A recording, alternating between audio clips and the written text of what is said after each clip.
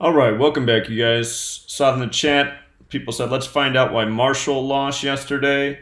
Yeah, that one was a head scratcher. Again, I'd call it the curse of calling in and asking for more, because it seems like almost any time anybody does that, and it's usually the same guy who calls in and asks for more.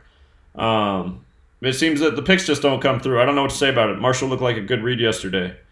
So, anyway, let's go over yesterday's games.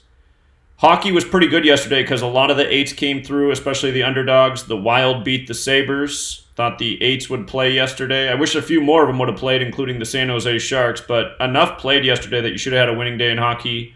Wild came through. The Flyers, Panthers, there wasn't a lot to go off of. The points looked a little bit better for the Flyers, but again, I suggested playing the H yesterday. The Devils had a chance at an upset in this game. Devils going up against the Bruins, it's a tough one, but the Devils did have the 8, so that upset did not come through. The Islanders did end up edging the Penguins. This was a tough one because the 8 could have gone either way, but if the Islanders were going to win, they were going to be 6-1 away, and again, Islanders are 61 and one of the hottest teams in hockey. That was a close one. The Blue Jackets came through. They were a nice upset at home. Got that 8th win. The Red Wings, they did not pick up the 8th win. The Blues had the points riddle to beat the Lightning yesterday. The Blues did win. They were a slight underdog at home, which was interesting, but Blues got it done. And then the best value game of the day yesterday was the Jets beating the Predators, so hopefully you took that one. The Jets were a nice payout. They did beat the Predators. The 8 riddle was on their side, plus if the Jets won, they were 8-3 away. Nashville Predators 83. Hurricanes and Blackhawks was an iffy game. We stayed away from it. Hurricanes did win, becoming 13-7-1, and Chicago Blackhawks is 137. The Stars beat the Canucks. They had the 8 riddle on their side, so the Stars got it done. Avalanche and Flames. It's hard to see what was going to happen in that game, and let's see who took it. I'm sure who won that one. The Avalanche won it. I guess we talked about how the Flames lost. They'd stay on those 23 points against Colorado, 83 the 23rd prime, and they'd face the Blues next, still on 23 points. So, still a tough call. Maple Leafs and Golden Knights. The points riddle was hard to say. The date numerology was a little bit better for Toronto. Vegas had the home record if they won. Vegas did win this game. They became 6-4-2 at home. Golden Knights is 64. And then the Oilers and the Sharks. Sharks looked good, man. They could have become 8-4 at home. Oilers 84. Could have got that 8th win. So that one was disappointing. But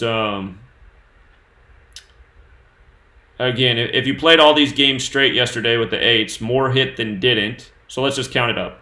So 0-1 there. This wasn't an 8 game. Let's see. 1-1 here. 2-1 here. I'm just going to count the 8 games real quick. 2-2, 3-2. This one was neutral because the 8s were both ways. Didn't hit here. 3-3. Hit here 4-3. So it hit 4 out of 3. And how many of those were underdogs? Wild were underdogs. Blue Jackets were underdogs. Jets were underdogs. So 3 of them underdogs as well. So the majority hit and 3 of them underdogs. So not so bad. See the trolls mouthing off about what a horrible day it was yesterday. They're just so chomping at the bit, just looking for anything that's not near perfection. So that's pretty much what we've done for the last week, just dominate. But yesterday definitely could have been better. So, you know, one game can make all the difference because had the Sharks hit, it would have been 5-2. And that definitely makes a difference.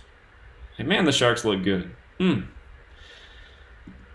But hockey, ever since they took the points off the screen, it just has not been what it was for us. I imagine eventually it'll get better. And we've still done all right. We're still staying above water, but just haven't been dominating hockey like how we were prior to the points coming off the front page. In the NBA, talked about how the Warriors did have a chance last night. It was that overlap number. Warriors is 59, Grizzlies is 59. Chance the Grizzlies could fall to 5-9. And like I said, if the Warriors did win last night, they should be set up perfectly to drop their next 2 to Dallas and to Utah. And then they will be 3-14 like pi, 3.14. Steph Curry's birthday, March 14th. San Francisco 50 like circle. So they'll become 3-14 against Utah. Utah is also 50. It was hard to lay off this game, though, because the Warriors were going to lose their 8th straight game if they lost on the 19th of the month. And, I mean, patterns like that had been dominant this year. So, did see the 59 thing. It was the one concern. But I was thinking that 8th straight loss on the 19th, based on what we've tracked all year, was probably where it was at. Trailblazers did lose to the Pelicans. That was good. Portland was a slight favorite. Pelicans looked good to go. Another NBA TV 59 riddle completed. And again, we were following the 8s yesterday as well. So the 8s is what we were after. And there actually wasn't an 8 in this game, but the riddles all looked good for the Pelicans, so they got it done. The Suns and Kings, the 8s did not hit here. Suns could have got the 8th win. Kings could have got the 8th loss, but we did see the one other way that the date could play. If the Kings won, they were going to improve to 6-7, like 67 the 19th prime on the 19th, like 19's the 8th prime. So we did talk about how there was a couple things that could go in the Kings' favor. It ended up going that way, unfortunately. So, yeah, the 2 games where we saw things could go sideways, unfortunately, both of them did. I didn't think both of them would go sideways. And then the Thunder and Lakers. I mean, Lakers were a huge favorite, but they were going for that 8th home win. And LeBron also got his 19th win against Oklahoma City on the 19th. So, Thunder fell to 5-9 on NBA TV as well. So, NBA TV 59, 59 the 17th prime, NBA 17. The NBA TV riddles have been really good this year. Out of all the NBA TV values, the one that's been the least consistent is the 31. So just remember that. But 59 is probably the best because it's the 17th prime and NBA is 17. So 2-2 in the NBA. And let's see. College basketball. Yeah, this Marshall game, man. We saw that the Charleston coach could get his 67th loss on the 19th, 67 the 19th prime. We saw the Marshall coach could get his 98th win, Charleston Cougars 98. I mean, normally if you even have one of those 2 things lining up with the coach, it's a good sign. So on both sides, it just looked right. Charleston Cougars also 73 the 21st prime. Marshall had a chance to improve to 2-1 at home. The only thing I could say about this game that wasn't mentioned is Cougars equals 42. We talked about this with the Houston game. Cougars equals 42. And yesterday left 42 days left in the year. There is a pattern. It's not every single time, but it does seem that a lot of times when a team has a connection to the day left in the year or the day of the year, that they perform favorably. So that's all I can say for the Cougars. Just winning on the day leaving 42 days left in the year. But even still, I mean, usually when you have a good coach riddle like this on both sides, that's a good sign. I saw Samford beat Manhattan. Not sure about. I think Furman lost, fell to 4-1, 41 the 13th prime. We saw that coach could get his 19th loss on the 19th. Let's see. I think Alabama won. Yeah, 81 to 73. So we did see all those 50s, but I was like, yeah, the coach can get that 19th loss on the 19th. I don't know. So Nevada Davidson. I know Davidson handled their business. Like I said, it made sense for them to become 2-0 at home yesterday. Nevada 20. Davidson Wildcats 253. The 22nd triangular improved to 2-2 at home. Basketball 22. And that was there. Dayton beat Omaha.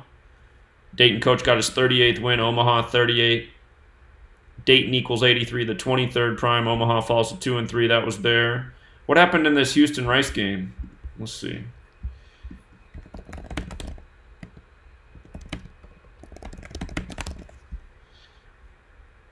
Houston won, yeah. They didn't cover that spread. 13 points is a lot to cover, but yeah, that looked good for Houston there.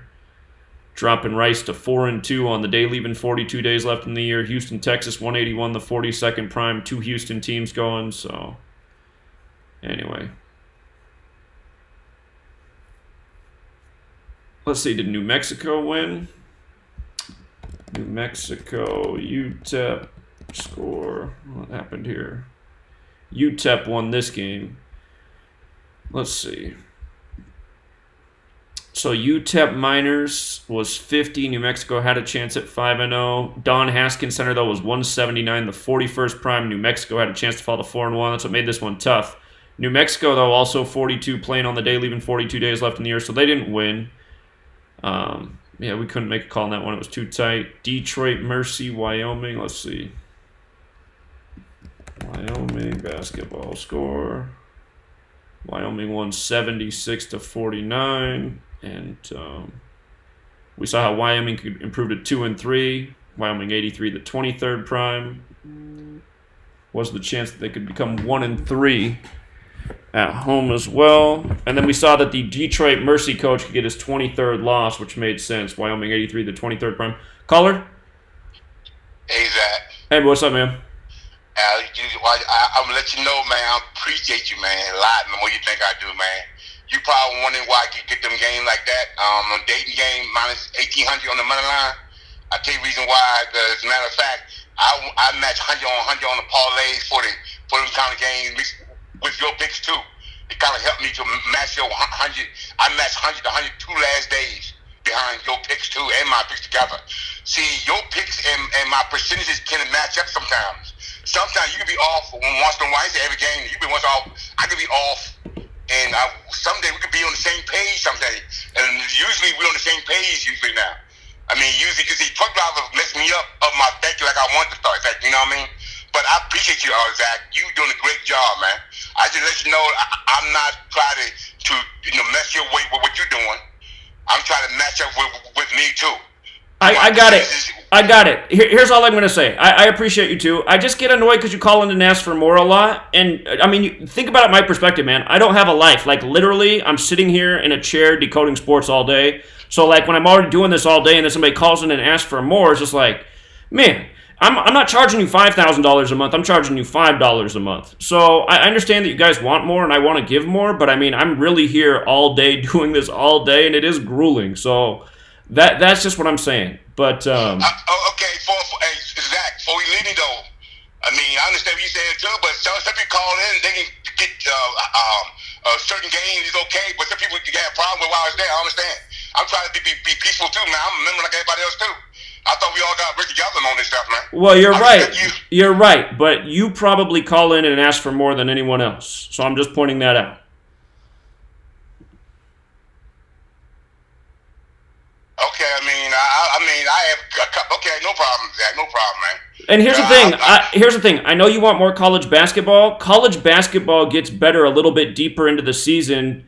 So, I mean, we're right at the beginning, and right now, we're focused on, all these sports. Pretty soon, college football will wind down. We're almost there. And then there'll be more time to do more stuff. But college basketball also gets easier as the season goes on because just more things start lining up. So. Okay, no problem, Zach. I understand. No problem, man. All right, man. I appreciate it, too. Thanks, Linwood. Appreciate your support. Oh, you too. All right, take care, man. Yeah, and some people get annoyed with me. They think, like, I got a shitty attitude or, I'm not nice enough or my voice isn't sweet enough. But you guys, I'm trying to do my best job for you guys every day. I think everyone should see how hard I work every single day to get all this information out. So it's just like when I'm doing the show and we're already going through and we got a good group of games and then somebody calls in and goes, hey, can we do these 4 games too? It's just like, don't we already have a good enough formula and picture of what's going on today? So anyway, Marshall was the big disappointment yesterday in college basketball. And all I can say is Cougars 42 on the day, leaving 42 days left in the year. That's all I can say about that game. But riddles like this, I mean, they don't get beat a lot. When things line up with coaches on both sides, I mean, it is not common. So that was a huge disappointment that this game did not come through. They were the underdog on the road, or not on the road, underdog at home. But, I think they lost by 10 too, so. Caller? Hey, Zach, how you doing, man? Are you releasing hockey notes, or are you staying away from hockey today? No, they are there. I attached them to the post with the NBA. So if you scroll down to that NBA post, it's right there, right under. On the Patreon page? Yeah, the NHL and NBA notes are in that same post. Did you have just out of curiosity, did you have the Capitals winning today? Because I did see a lot of things lining up for the Capitals, but. Well, what stands out to me about the Capitals is if they win today, they pick up their 38th points, and then they play Vancouver next, and Vancouver equals 40 on the most pure cipher, and they'll be playing Vancouver at home. So they win today, they'll be golden to get those 40th points against Vancouver, I'd say. Also, the other thing is, a good stat. I saw that, yeah. Capitals can get that 11th away win in New York, the land of 11, and plus they're playing in Madison Square Garden, where we just saw the streak of 11 end in the Knicks game. So, and they'll be 11-1 away. Obviously, they'd be 11-1-1. Yeah, that's a lot of ones, exactly. Here's an interesting thing, though, man.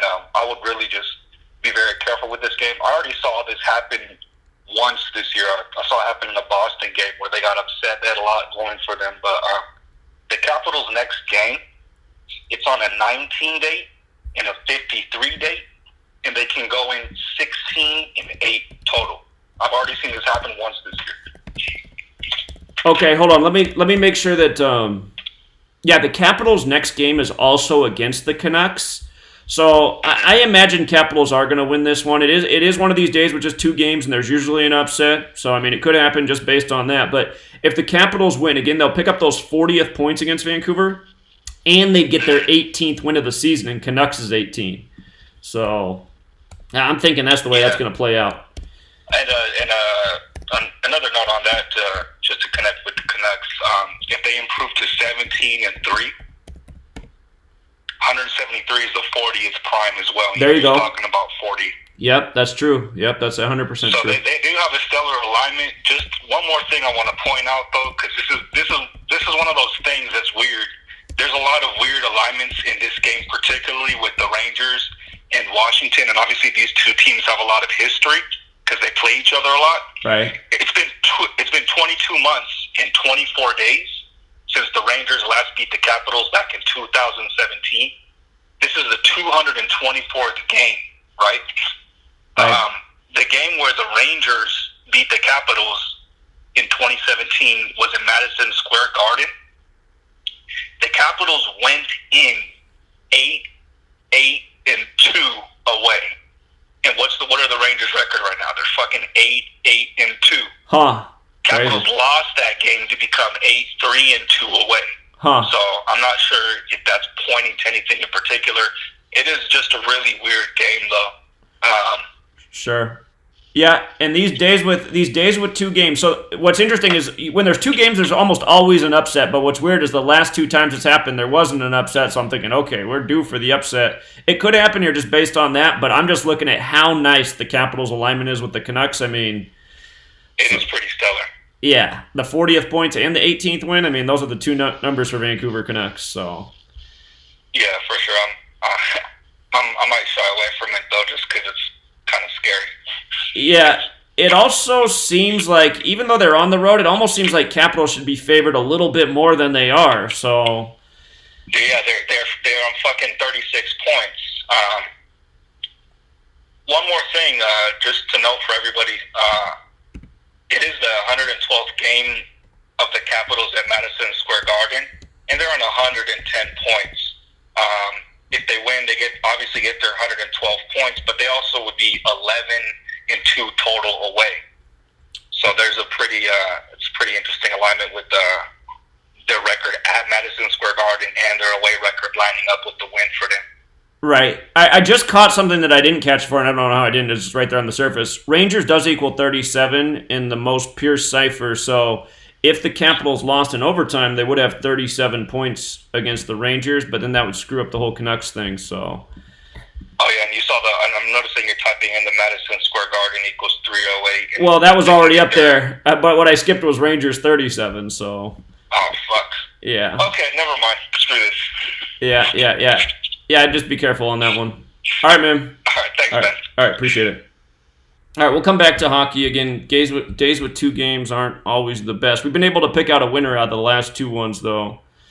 So, but today looks like there could be a lot of upsets in the NBA. I'm just wondering if it could be upset day in the NBA. So Spurs at Wizards. Spurs are a slight favorite on the road, 2-point favorite. I should look at Bradley Beal just in case he's got another 40-plus point game in him. But here's what stands out. The Spurs are 2-3 versus the East. If they won, they'd be 3-3. Spurs does equal 33. Washington, D.C. is 137, the 33rd prime. The thing that could go sideways is 76ers equals 24. The Spurs play at the 76ers next, so if they lost, they'd go in 2-4. The Wizards are 2-4 versus the West. If they lost, they would fall to 2-5 on the 25 date numerology, and the Spurs would also improve to 2-5 away. And then the other thing that really jumps out about this game, the thing that makes me believe that the Spurs are probably going to win this game, is if the Wizards lose, they're 3-9. Spurs equals 39, but more importantly, they play Charlotte next, and they would go into the Charlotte game 3-9. And we've already seen at least one team do this with Charlotte. I want to say it's been 2 already, but that's what really jumps out to me. If the Wizards lose, they're 3-9 to face Charlotte next. And let me just do this real quick. Bradley Beal's been on fire. So let me just check his stats versus the old Spurs here.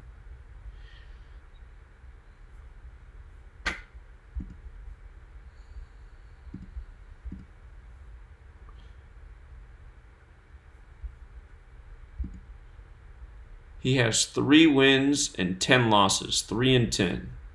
Struggled. Beal is 3-10. Yeah, I guess that's right. 3-10 versus Spurs. The National Basketball Association 1-1-3. So yeah, I think ultimately, if you want to mess with this game, I think the strongest stat here is that if the Wizards lose, they become 3-9 against the Spurs, who equal 39, and then they go into the next game, Charlotte 39, with that record. And yeah, let me pull that up here too. So they got the Hornets next at home, and if they won that game, they'd be 4-9. Washington 49. That'd be something to think about. Caller? Hey, what's up, Zach? Hey, man. The date, I don't think it's 25. I think it's 16, 1-6. Oh. Did I do some bad math? You're right. It is 16. My bad. What kind of math was I doing? All right. Yeah. Appreciate that. You're right. Okay. Yeah. All right. Thanks, man. One more thing. So, Rod and I were discussing these 2 hockey games. I know we're not there yet, but when you get there, there's a lot of 11s on the board. A lot for both games. And the Rangers play Ottawa, and then Montreal as well. And they're all connected with the 11s today, including the Capitals. Both these 10-0-1 is his last 11 starts. 11s are everywhere. Yeah, the Senators on 11 losses, Canadians on 11 wins. Yeah, and yeah. Mm-hmm. Okay. There's so many. Okay. Yeah, I see that. All right, we'll get to hockey next. Yeah, I appreciate it, man. All right, bud. All right, thanks. All right, my fault, you guys. Yeah, I screwed up the date numerology. Yeah, it's 16. Well, that makes a difference. The Spurs could fall to 1-6 away. Again, the Gematria usually beats the date numerology. Let me fix that, though. Well, Wizards are 2-4 versus West. They play Sacramento next, so it's hard to say what they'll do.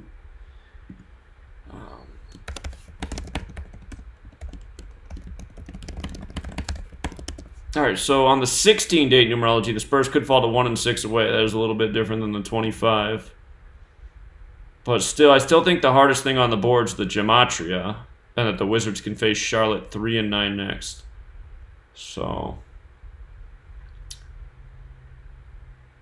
and then also just the Spurs getting to 3-3 versus the East and Washington, D.C. Well, the one concern, though, is just who they play next. That's just the one thing that's makes this game a little bit fuzzy. Okay, the Knicks and 76ers. So, let me do a quick search to make sure. All right, I just want to make sure that I get rid of all the 25s.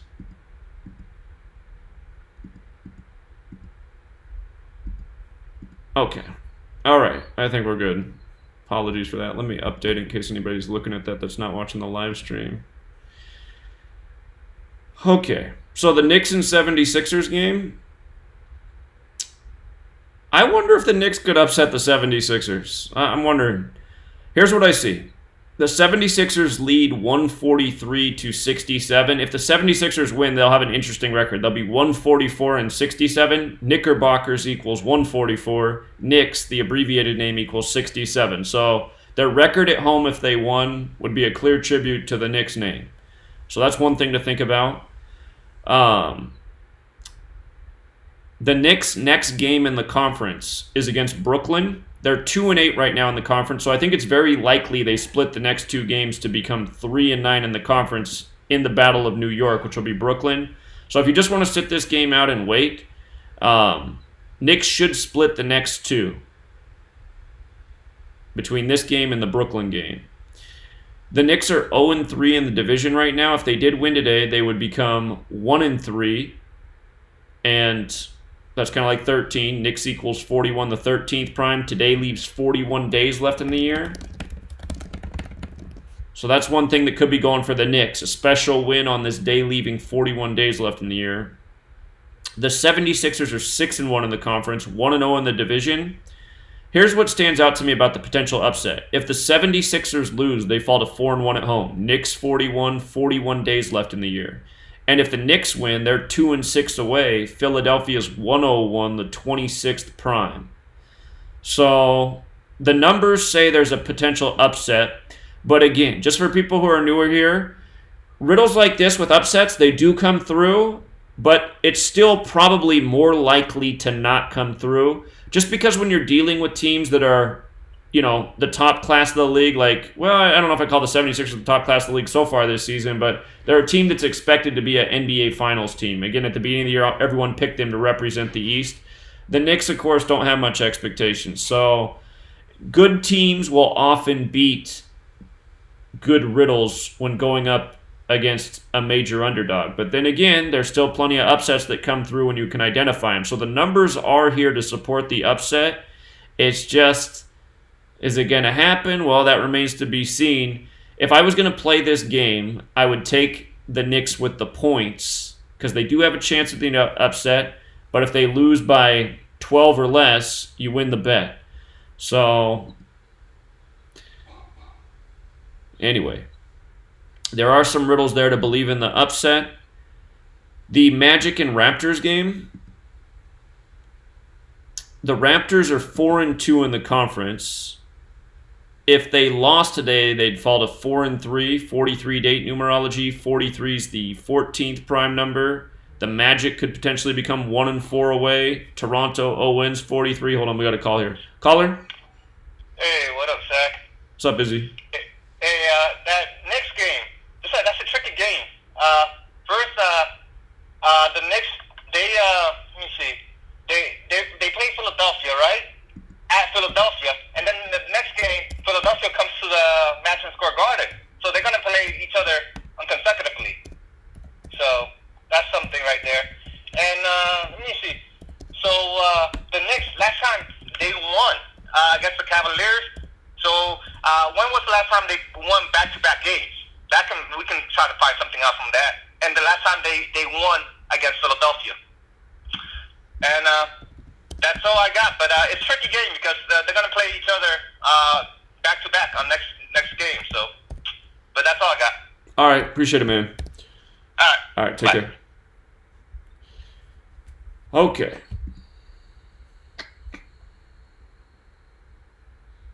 You know what, man? The Knicks coach can pick up his 76th loss. And you know what? I mean, what's dangerous is because it is 12.5 and there's 41 days left in the year, the 13th prime, if they beat them by 13 on this day. So, yeah. I forgot to put this in here.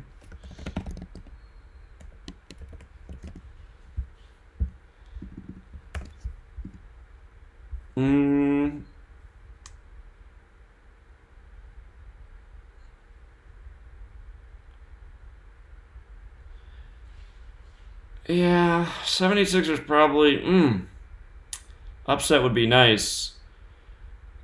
But yeah, just the fact that the coach can get his 76th loss against the 76ers, I mean. And 76ers, where's my cheat sheet?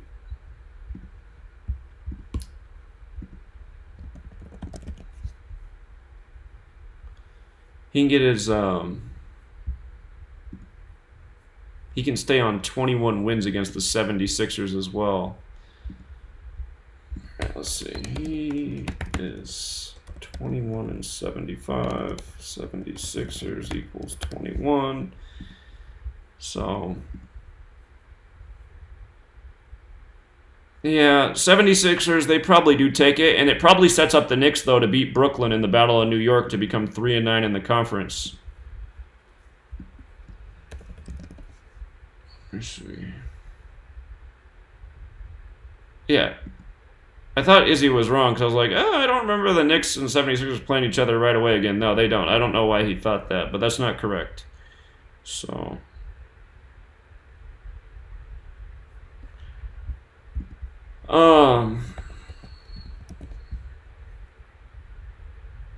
yeah, the Knicks got the Spurs next and then the Nets. So, this might be where they become 3-9 in the conference. Caller? One more thing to solidify the 76ers, the Knicks coach can also get his 127th all-time loss. 127 is the 31st prime connected with the date. So 127 31st prime, that's right. And that connects to today's date. Oh, because 11 plus 20. And they become 5-0 as well. I see. 11 plus 20. I got you. Yeah, that's probably what's going to happen. So, yeah, I appreciate it, man. Probably not the upset for sure. Yeah, all right, thanks, man. If you still want to put together a parlay multiplier card, like a small one with the Knicks for $1, they still do have a shot just because of the 2-6 in Philadelphia thing and the 4-1 thing at home with the 76ers. That's what makes it not out of the question. Because sometimes there are really good riddles with the coach in the NBA, and they don't come through. And this would be one of those where you'd be like, how doesn't he get his 76th loss against the 76ers? Because, I mean, we've seen it before where things like this don't work out when it seems like, how could it not happen? So that's probably the way it's going to go. He probably is going to get the 76th loss. But there's still that chance through the home and away record. So, but yeah, even on the covering, just because it is 12.5 and there are 41 days left in the year, I wouldn't be surprised if they did win by 13 on this date. That would be symbolic as well.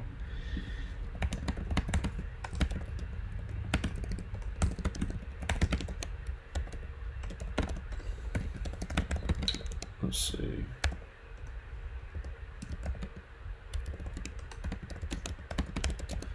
Okay, the Magic and Raptors game. So there are some 43s that could go against the Raptors. That's my one concern here. But I think the most likely scenario is the Magic falling to 6-8. Orlando Magic 68, basketball 68. Plus, they play the Pacers next. And if they lose to the Pacers, they play at Indiana next. They'd be 6-9. Indiana Pacers is 69. If you don't use the rule for S, Indiana Pacers is also 60. And notice if the Magic lost their next 2 away games, they would be 0-5 versus the Raptors, then 0-6 versus the Pacers. The only thing I could say, well, if they don't lose both games and their overall record doesn't sync up with Indiana, the only thing I could say about them winning again today is just getting to that 1-4 record like 14, because they have the 43 connection, the 14th prime. And then if they played Indiana and lost, they'd be 1-5, like 15. Indiana's 47, the 15th prime. But again, I think Magic fall into 6-8, like their team Gematria, most likely. And the Raptors' next home game is against Philadelphia. So Eastern Conference Finals rematch, or not Eastern Conference Finals, but Eastern Conference Playoffs rematch. And without Kawhi, but I'm just thinking, could the Raptors lose that game? Because say they win today and lose to Philly, 6-1 at home. Philadelphia 61. Of course, if the Raptors lose this game, then that would put them in position to beat Philadelphia. So, but I think the more likely scenario is Raptors take the Magic at home and then lose to Philly. Something, though, that I am questioning, though, is this line. It seems like Toronto should be more than a 3-point favorite. So that's just the one thing that looks a little bit fishy to me. The 3-point favorite. I feel like 5.5, something like that is what I would expect. So the Bucks and Hawks game. Here's a potential upset tonight. If the Bucks lose, they're 7-3 away. Hawks is 73, and if the Hawks win, they're 3-4 at home. Bucks is 34, so that stands out right away. The Hawks are 2-4 in the conference. They could also become 3-4 in the conference. Bucks 34, and let's see. Their next opponent in the conference is the Raptors. Raptors does equal 35 and 44, so if they won, it would put them in position to do either of those two things. Oh, the Hawks' next opponent in the conference, excuse me, this is their next home opponent, the Raptors, so it would set them up for the Raptors game. But their next opponent in the conference is Detroit.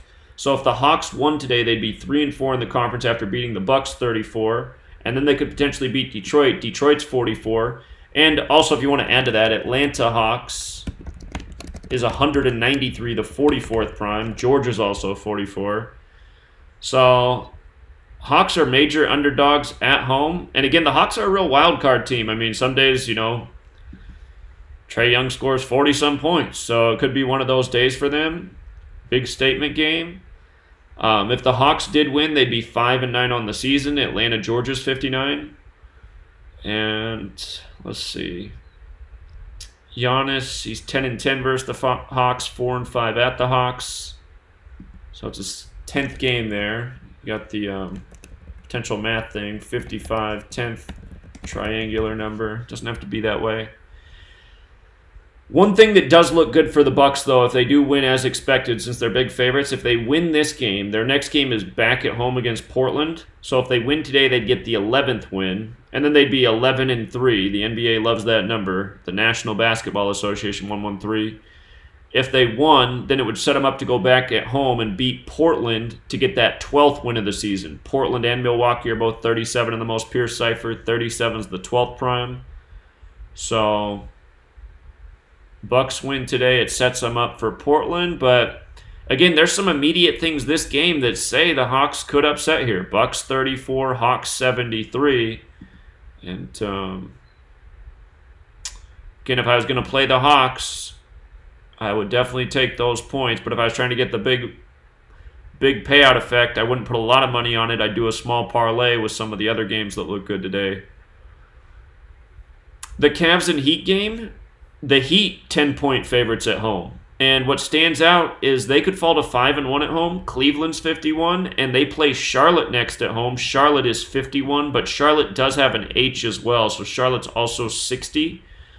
So if the Heat win, they're 6-0 at home to host Charlotte. It's the one trick with that, but if they lose, they're 5-1. Charlotte and Cleveland both 51. The Cavs right now are 4-8 in the conference. If they won today, they'd be 5-8. They play the Nets next. Nets is 58. And so they could go into that Nets game 5-8. If they beat the Nets, they'd be 6-8. They play the Orlando Magic next. Orlando Magic is 68. So there are some things here that are favorable for the Cavs. The Heat are also 5-0 in the conference. And again, their next home game and their next conference game is Charlotte. So can make an argument for the 51 or 60 based on the next opponent. Jimmy Butler, he's 19-5 versus the Cavs and 9-2 at home. If he did win today, he would get his 20th win on the 20th of the month over the Cavs. So again, some big favorites today, but some decent riddles for the underdogs.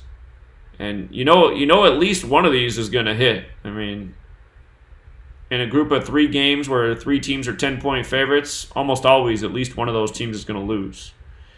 So the Hornets and Nets game, Brooklyn's a 4-point favorite at home. Kyrie Irving is out again. I'll make that note here. And to me, this was looking better here for the Hornets. Brooklyn does equal 41 today, does leave 41 days left in the year. That's one thing that could go in Brooklyn's favor. The Hornets are 4-3 in the conference, though. Brooklyn Nets is 53 in the most pure cipher. So the Hornets win. They're 5-3 in the conference after beating Brooklyn. Brooklyn's 2-3 in the conference. The one thing that could go their way is New York's 33. But again, we haven't really seen the New York 33 Riddles playing with Brooklyn this year. The Hornets play at the Wizards next. If they win today's game, they will be 4-4 away. Wizards 44. They'd face the 44 opponent in the next away game so long as they won today. So I like that they can become 5-3 in the conference, and I like that they face a 44 team next. To me, those are the two strongest indicators in this game. So, favoring the Hornets there. They are slight underdogs on the road. And let's see.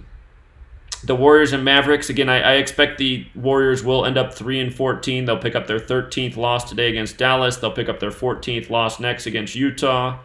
All sorts of symbolism in that. Mavericks are a huge favorite. So, again, you're not going to get a lot out of them unless you put them in a parlay and hit with one of these underdogs. But also, if the Mavs win, they'll be 9-5. Warriors is 95, so Mavericks should roll here.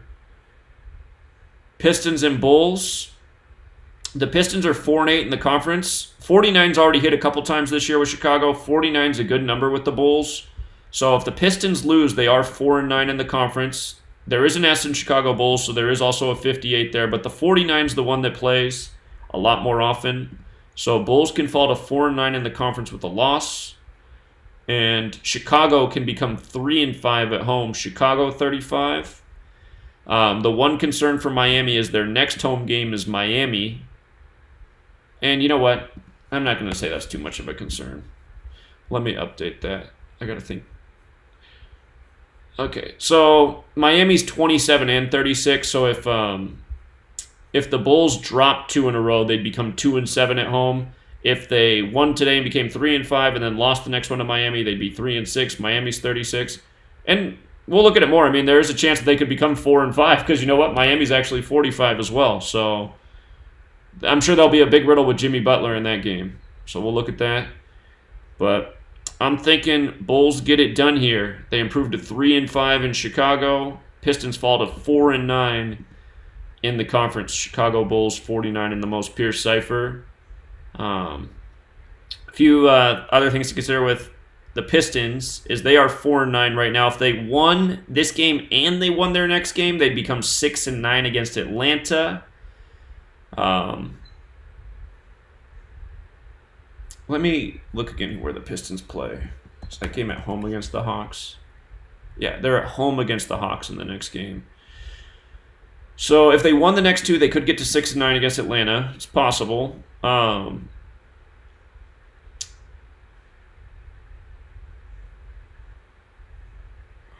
This is supposed to say improve. All right.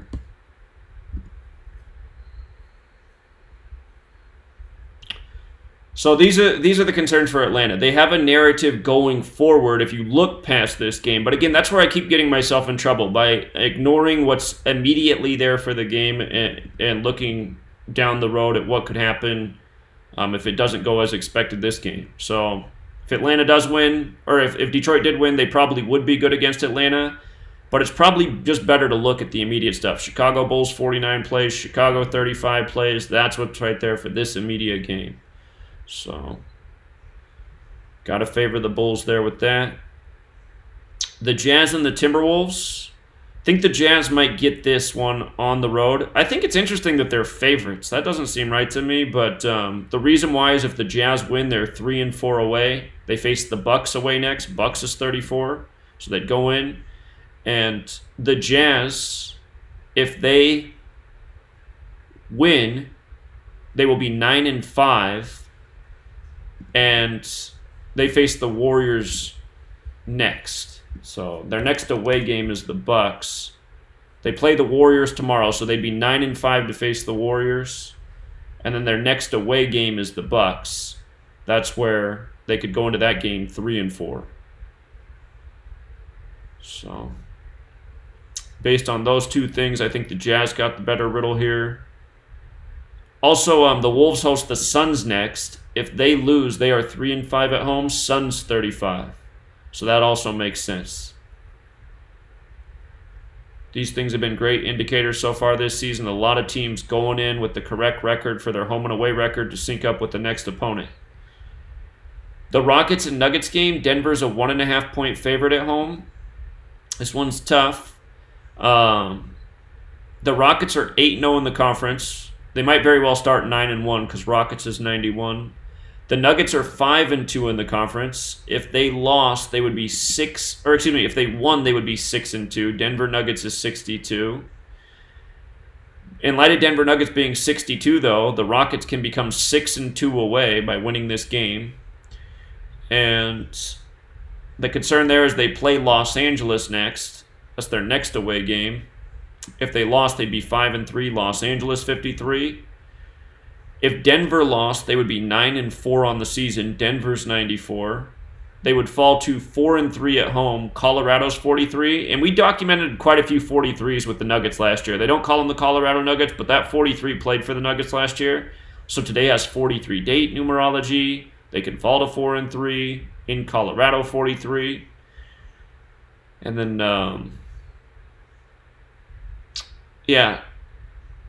this one's a tough call.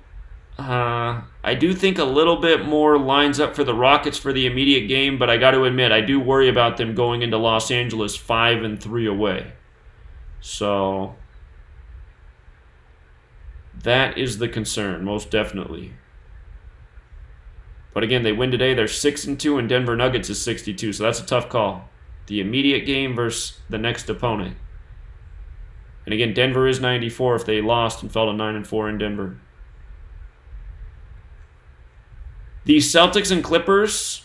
I'm thinking this game's all about Doc Rivers. Doc Rivers coached the Celtics before he coached the Clippers. Doc Rivers equals 113. The National Basketball Association equals 113. Los Angeles, CA is 113.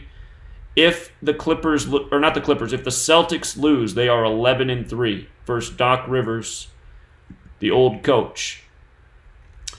So Boston right now is 4-1 versus the West. Boston has to play LA, Denver, and then the Sacramento Kings. You know how Boston just missed out on that 6-1 riddle with Sacramento? They have another shot at it, but they'd have to win at LA, at Denver, and then versus the Kings. Hold on, let me make sure that I'm right about it being at Denver. Actually, it might be back in Boston. No, it is at Denver. So they'd have to win at LA, at Denver, and then they'd play the Kings back at home. Sacramento Kings is 61. So that's the one narrative for Boston, that they win these next two road games. And that's a tough thing to do, to win at LA and then at Denver. I mean, those would be some really impressive wins. The Clippers, they are 3-1 versus the East. If they lose, they are 3-2. Boston's 32. If they win, they're 4-1. Of course, LA's 41. Today leaves 41 days left in the year. So we just saw the Suns become 3-2 in the East by losing to Boston. So write that down.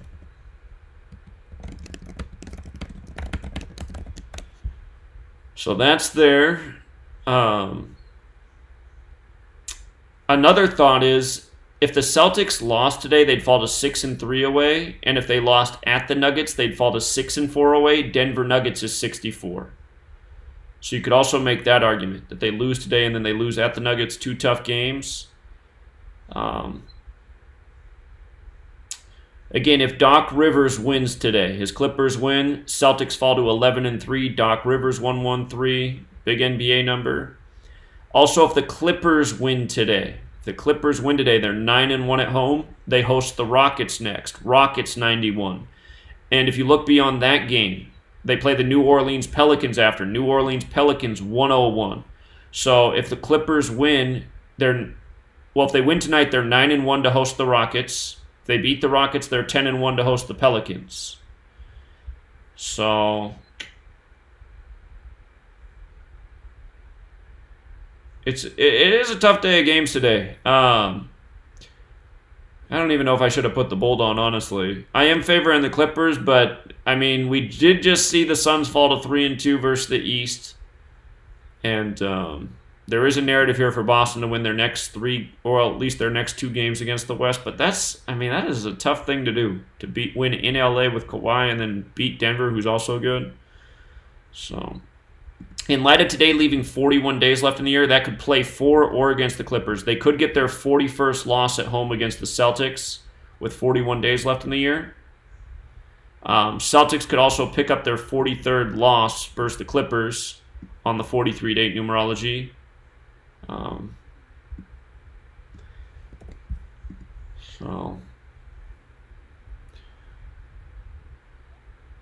Yeah, the biggest concern for the Clippers is falling to 3-2 versus the East. That is something to think about. Caller? Hey, Zach, how you doing today, buddy? Hey, doing all right, man. How are you?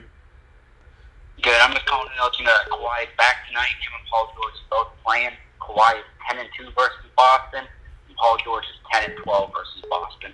Yeah, I got that up here. The only thing I thought of is he's 6-0 at home, Kawhi is, versus Boston. He's never lost at home. If he lost, he'd be 6-1. Finals is 61, so just wondering if there could be some NBA Finals clues here. But, yeah, I don't like this game. yeah, so. All right, man. I appreciate it. No problem, buddy. All right, take care. Okay. Yeah, I'm ultimately thinking it's the Doc Rivers tribute, but my biggest concern right here, so I'll write it. Biggest concern for Clippers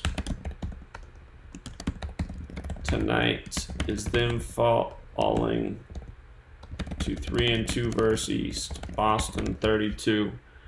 But again, I'm just looking at because you also have great indicators there about who they host next, who they host after that. So,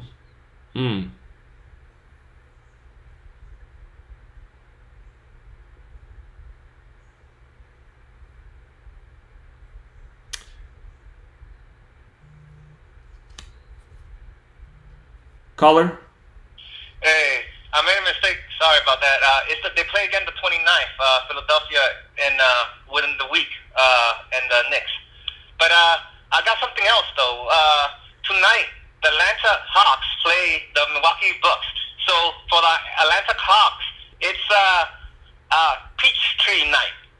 They're gonna do like this new city uniforms, and they're gonna have the jersey's gonna say Peachtree, and they're gonna even change the whole stadium. Peachtree, huh? Yeah, and a lot of teams are doing this. This just came out like within like the last day or so. It's kind of try to put a little new spin, a nice look, put the uniform kind of artsy, and also the Milwaukee Bucks are coming out with their new city. That's their new city jersey, and they're gonna be call themselves Queen City. So, okay. This is kind of like a novelty. They're going to be wearing the uniforms, Atlanta Hawks, like for 11 games, starting tonight against the Milwaukee Bucks. Well, what I see about Peachtree night is it equals 139, the 34th prime, like how they can get to 3 and 4 at home. So this is interesting because imagine like if we focus on these games, they're going to play 11 games. So if we get like at least seven correct out of the 11 games, it might be, a little something profit out of there. But also, the Toronto Raptors, they have their new city inspired by Drake. And then you got the LA Lakers inspired by Shaquille O'Neal. But something to look into. That's all I got. All right, yeah, good heads up. Thanks, Izzy. All right, see you, man. All right. Let's see how many days it is from Trae Young's birthday. This could be the upset right here. Peachtree night is 139, the 34th prime. Bucks is 34.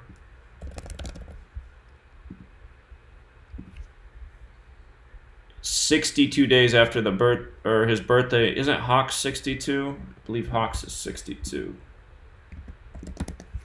Yeah, Hawks is 62. Okay. And Bucks come in 6-2 in the conference.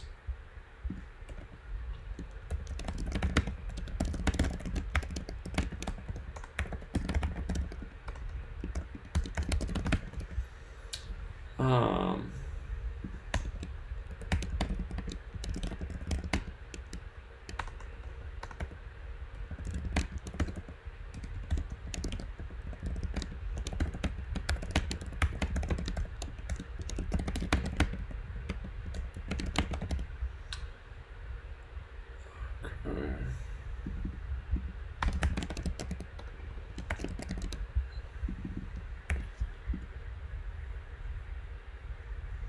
yeah, all right, so here, let's just go again through the top.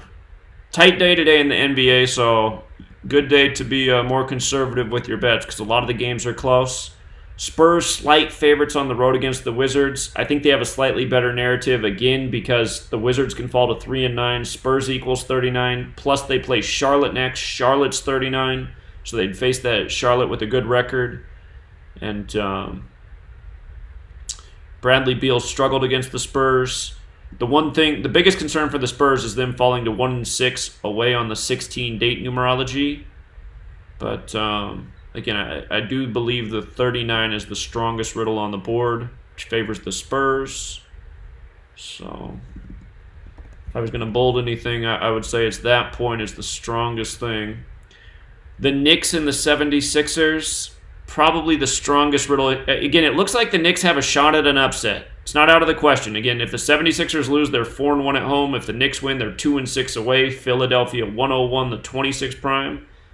Those numbers matter, but it's hard to go against David Fizdale, who can get his 76th loss against the 76ers. And his riddles have been pretty consistent this year. So, and again, if the 76ers win, they're 144-67 at home, which is interesting because Knickerbockers is 144 and Knicks is 67. So that is probably Fizdale getting his 76th loss. And does he have history coaching with Philadelphia, Fizdale? He used to coach there.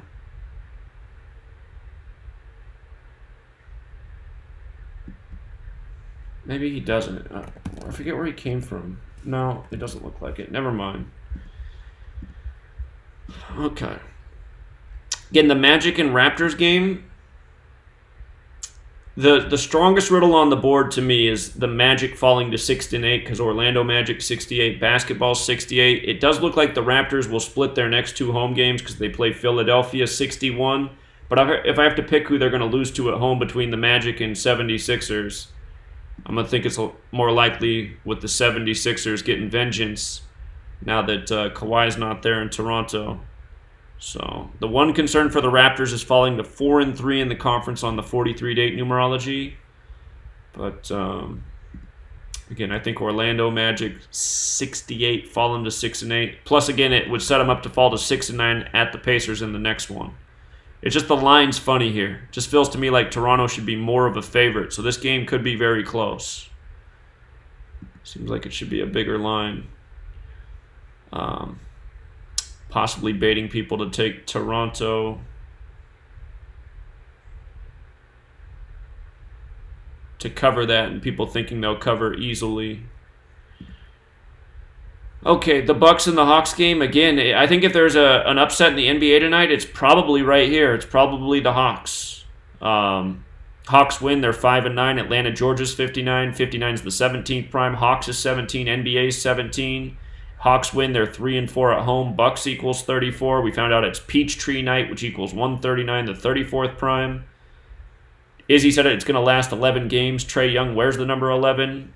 Tonight's the first night, 62 days after his birthday. Hawks is 62. Georgia's also 62. And again, if the Bucks lose, they're 7-3 away. Hawks is also 73. So plenty of riddles on the board for the Hawks to upset. But again, the one concern is if Milwaukee does win, who's the big favorite, they'll be in perfect position to get their 12th win of the season in their next game at home against Portland. So Portland's 37, the 12th prime, so is Milwaukee.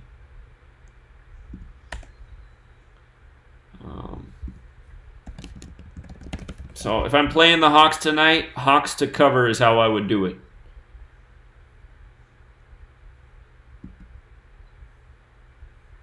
And then the Cavs and Heat game, this one could be an upset too. I mean, this could be an upset here. If the Cavs win, they are 5-8 in the conference, facing the Nets next. Nets 58. If they beat the Nets, they'd be 6-8 to face the Orlando Magic 68.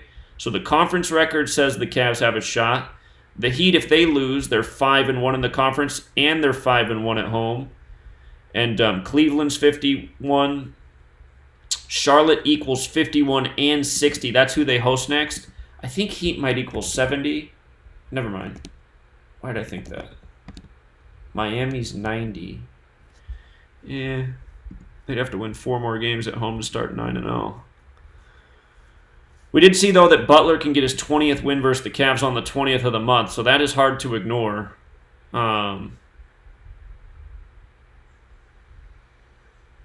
Oh, and here was another, I don't think I mentioned this before, but the Heat have won 16 straight at home versus the Cavs. 16 straight. Heat equals 16, NBA equals 17. So that's tricky. Could it end at 16 straight because that's the number that syncs with the team? Or do they take it to 17, the big NBA number? But that is quite a winning streak. 16 straight games at home. If the Cavs won, they'd become 5-9, like 59 the 17th prime in the 17th game where they're trying to end the streak.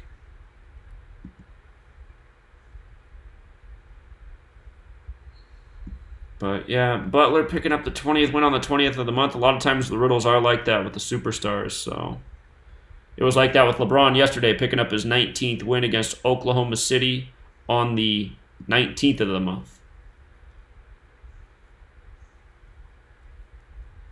Okay, again, Hornets and Nets. I think the Hornets, who are underdogs on the road, have the better riddle here. If they win, they're 5-3 in the conference. Brooklyn Nets 53. If the Hornets win, they're 4-4 away, and they face the Wizards next. Wizards is 44. So they'd go in with the perfect record.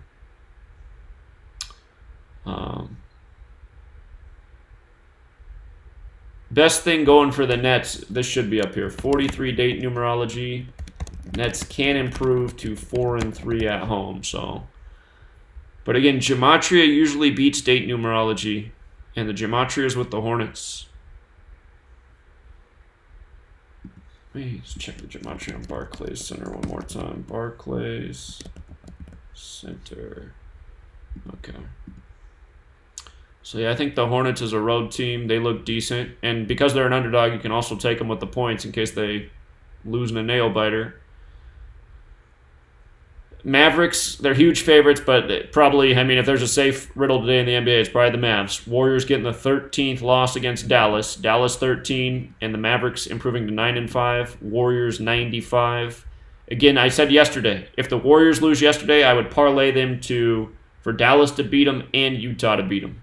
Because they'll pick up the 13th loss against Dallas 13 and the 14th loss against Utah. Utah 14, and then you'd have your pie riddle.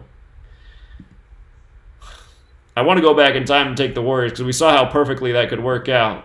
But, well, we talked about it. So, anyway. Pistons and Bulls. Again, Pistons, they lose. They're 4-9 in the conference. Chicago Bulls is 49. Number plays hard with them, just like how the Pistons come in 4-9. And if the Bulls win, they're 3-5 at home. Chicago's 35. So I think those are the best riddles in that game. Pistons conference record with a loss. Bulls home record with a win.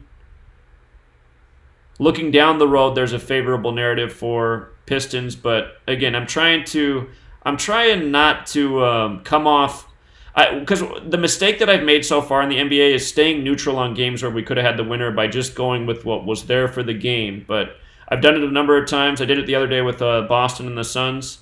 You know, all the immediate stats were good for Boston in that game. But I said, but if the Suns win, it's going to set them up down the road. And sure enough, Boston won. So I'm still documenting it, but I'm just trying to get better about just focusing in on what's right there for the immediate game, because that's usually where it's at. And then the Jazz and Timberwolves. Jazz are slight favorites on the road, which doesn't exactly seem right to me. Timberwolves are playing great, but Jazz do look better here. Jazz win, they're 3-4 away. Bucks is 34, who they play next. If Jazz win, they're 9-5. They face the Warriors next. Warriors 95. And if the Wolves lose, they're 3-5 at home to host the Suns next. Suns 35. Caller? Hey, what's up, Zach? What's up, man? Hey, I don't know if this is gonna matter at all or not, but I just typed in home and it equals 41 English ordinal and 13 in reverse full reduction. So yeah, just like USA. What's your point about that though? What'd you see? Well, just with it being 41 days left in a year and 41 being the 13th prime. Well, that would especially go nice with the Dallas game because Dallas is 41-13 too. Yeah. Okay. Yeah. Okay. But yeah, I just wanted to point that out. All right, man. I appreciate it. No problem. All right, thanks. Can we get a 13-point game here? Golden State's also 41.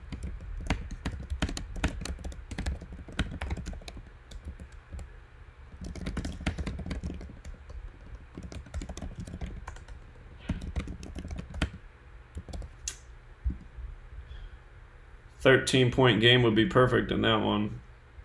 Okay. So Jazz to me look better on the road based on the team's away and home records and based on who they play next. So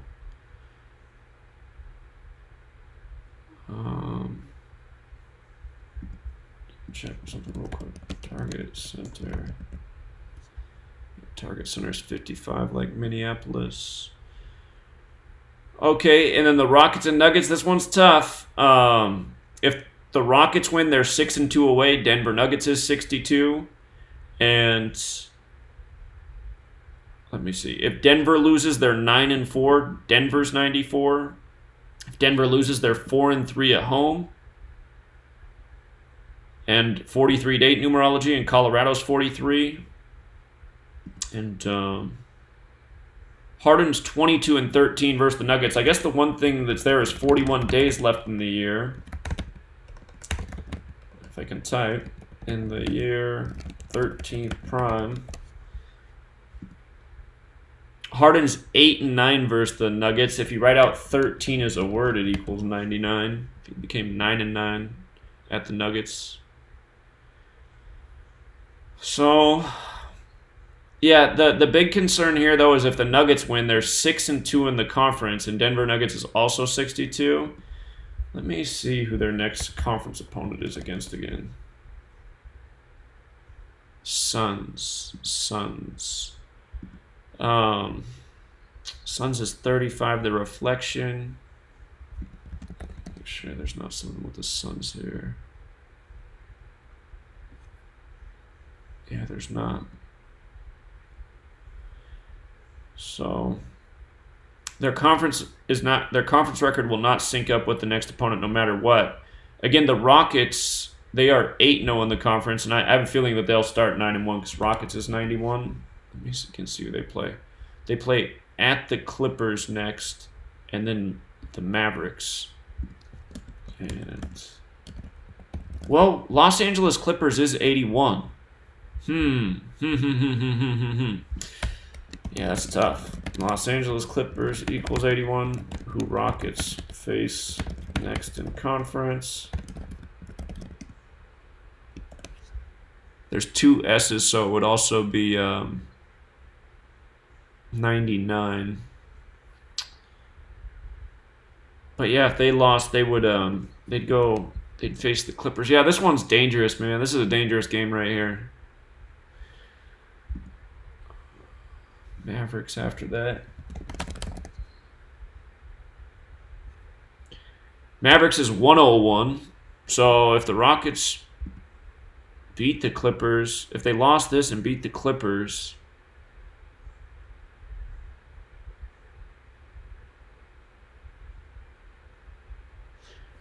well,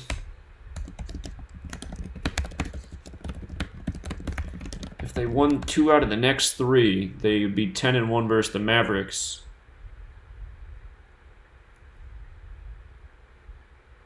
Okay. Yeah, this game's dangerous. I don't know if I can mess with this game tonight. I think it's playing with fire.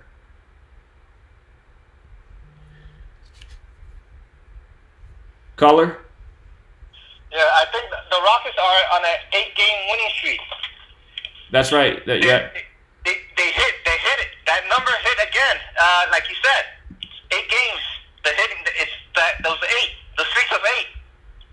Right. Yeah, it just didn't hit for us yesterday with the Warriors, but yeah, you're right about that game.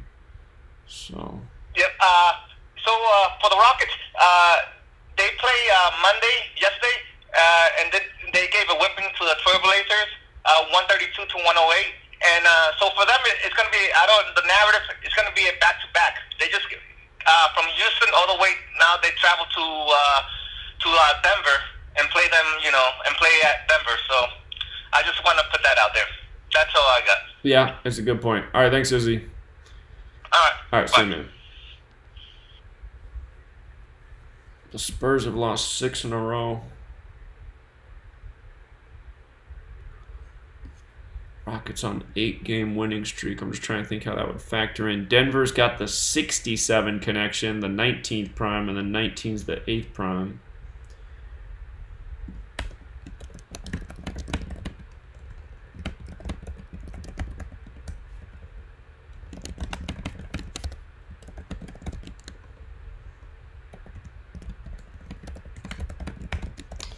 But yeah, I would say, I mean, if you got a really good gut feeling about this game, I mean, do what you want. But to me, it's just, ugh.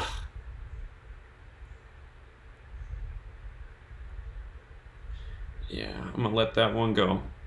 And then the Celtics and Clippers, again, I really do feel like this is about Doc Rivers. And if it is, then the Celtics should lose to get to 11-3 because Doc Rivers is 1-1-3.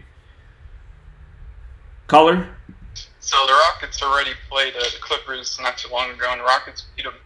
So Clippers got them next in LA. So I'm thinking they're gonna beat them, return the favor. Well, and like I said, if the Clippers win tonight, they're 9-1. Rockets is 91, and then they could beat the Rockets to get to 10-1, and then they host a team that equals 101 next. So it makes sense from that perspective, as long as the Clippers win tonight. Yeah, that's what I'm thinking is gonna happen. All right, appreciate it, man. All right. Because yeah, now the Clippers got Kawhi and Paul George. Okay. So yeah. Again, Doc Rivers 1-1-3, the National Basketball Association 1-1-3. Clippers win, they're 9-1 at home to host the Houston Rockets next. Rockets 91.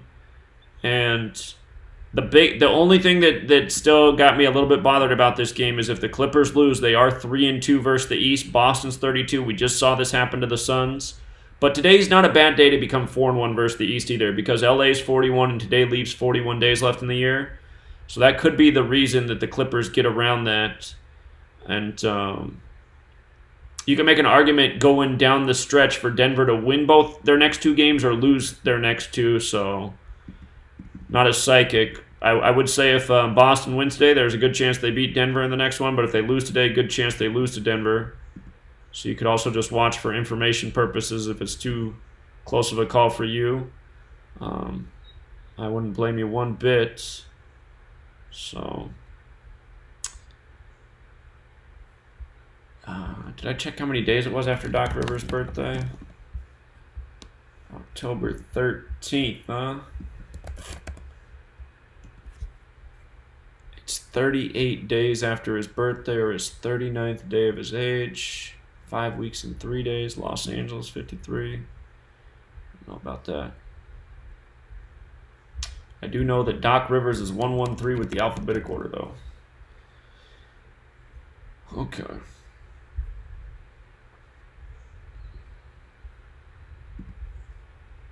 What's his birth name? Glenn Anton Rivers.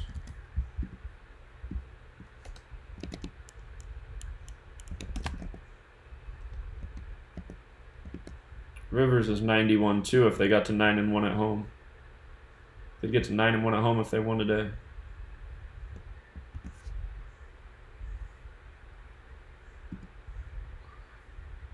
Doesn't it just make sense that it'd be about Doc Rivers going up against his old team?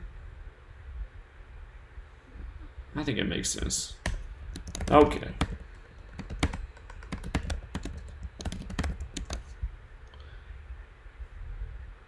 Okay, so a little bit close here, but since I think there's enough there to believe in the Clippers. Again, one red flag is the fall into 3-2 versus the East, but pretty much everything else is good for the Clippers.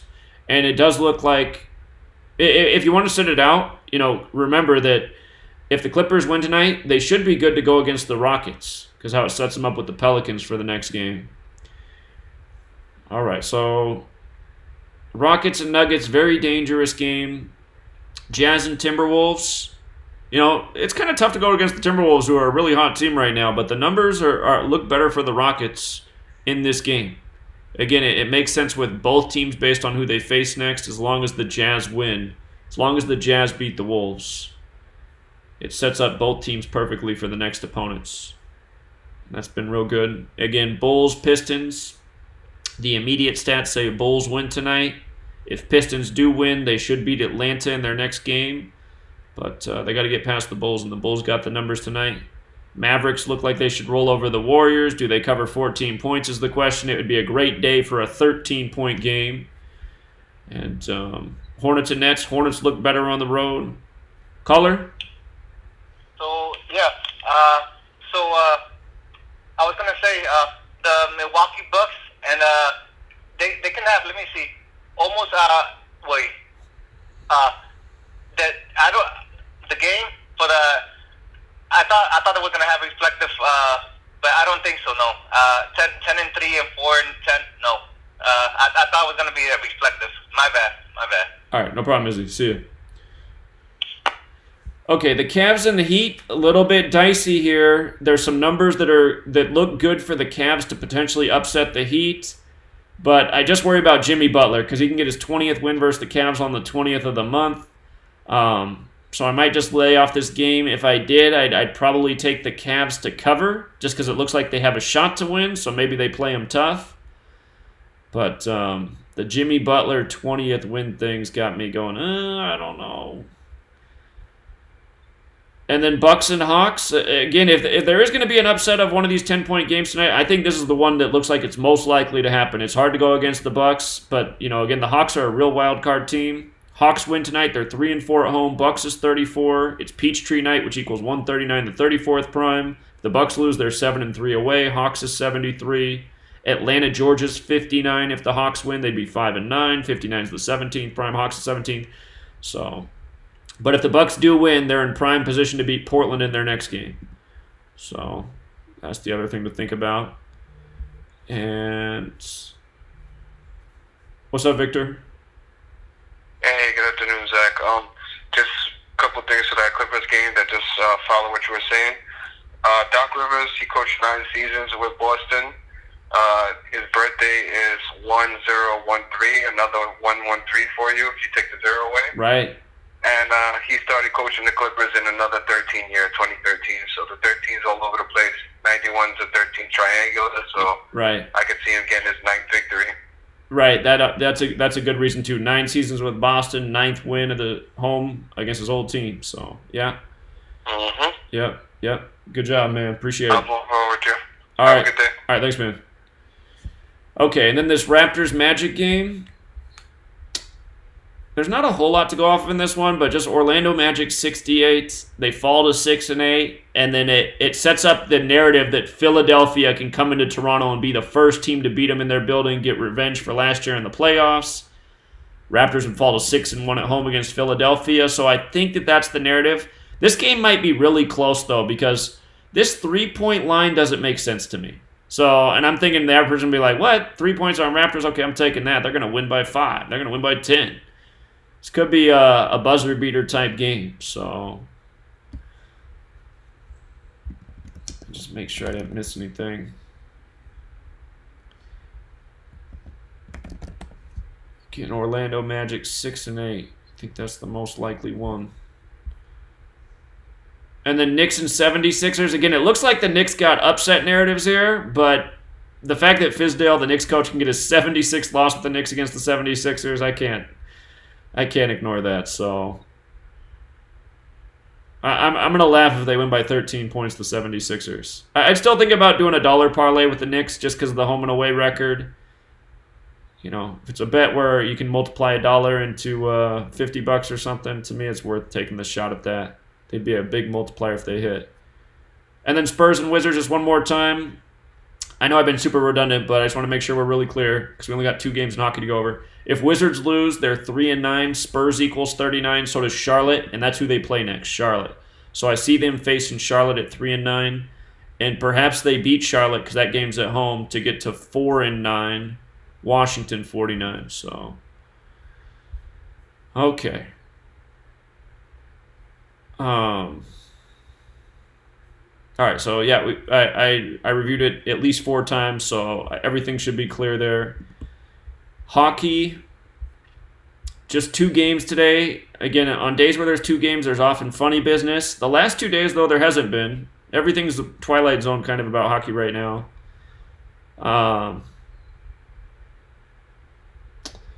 So the Senators' narrative to upset the Canadiens would be to become 4-7-1 because Ottawa Senators is 47. It's possible. If the Canadiens win, though, they will get their 15th points at home. Ottawa Senators 47, the 15th prime. Ottawa also equals 37, which is the 12th prime, so the Canadiens can get their 12th win of the season by defeating Ottawa. And there's 41 days left in the year, which is the 13th prime. The Senators can get their 13th loss of the season. They have 11 in regulation and 1 in overtime, so they can get their 13th loss on the day leaving 41 days left in the year. Canadiens are huge favorites, so they're not a great payout. But, and again, historically, when there's been days with 2 games, there's usually at least 1 upset. So, and sometimes the numbers can seem to be going all for the favorite, and they still lose. So keep that in mind about the Canadiens. I mean, it does look better for them based on the numbers. The one thing for the Senators is right here. So the Capitals and Rangers game, again, if the Capitals win this game, they're golden for their next opponent, which is Vancouver. If Capitals win, they get their 38th points today, and then they play at home against Vancouver. Vancouver's 40, so they'd get their 40th points against Vancouver. And if the Canucks won today and beat Vancouver, they'd get their 18th win of the season. Canucks is 18. So, I mean, that is just a dynamite connection for the next game as long as the Capitals win today. The Capitals are 10-1-1 away. They can become 11-1-1 in New York, the 11th state. New York 1-11, the land of all these ones. The Capitals' next away game is Detroit. So if the Capitals won today and got the 11th win in the 11th state, remember Detroit's 37, the 12th prime, could set them up to get that 12th away win against Detroit. And Capitals are rolling over most teams. So there's that. The I see one narrative here for the Rangers. 43 date numerology, 14th prime. Rangers could get the 14th points at home, but it's really hard to go against all that 111 there in the Capitals away record, and also just how it lines up for the Canucks as long as they win today.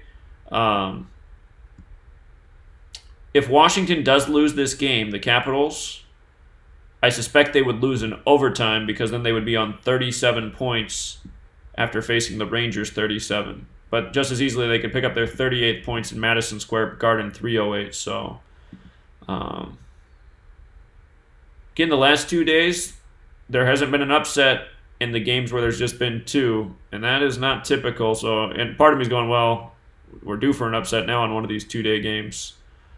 I was also trying to think about the riddle between the Senators and the Canadiens and the Capitals and the Rangers. Again, you have the last time we saw this, the Senators and the Capitals playing on the day with just 2 games, both of them lost their games. Wasn't that long ago. So both nations' Capitals lost. And I remember that the team that was facing the Capitals had a good narrative to beat them. We saw that. Today we don't have that. So it makes me wonder, since last time there was 2 games and they both played, they both lost. Is it possible they both win today? Or do they both lose again? I mean, it's possible as well, but let me just put that note down here. Last time Capitals and Senators both played on a day with just 2 games, the Capitals and the Senators both lost, could they move together again today, win or lose? And here, while I'm saying that, let's try to turn off my sound here as I do this. Let me go back, and it wasn't that long ago. I want to say it was about a week ago. Oh, I know what day it was. It was Veterans Day, wasn't it? Yeah, it was right here. The Coyotes had a good riddle to win this game. And so that was 11-11. So today is 9 days later.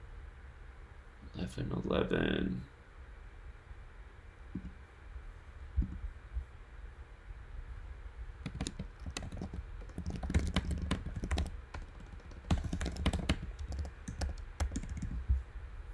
Just link that real quick.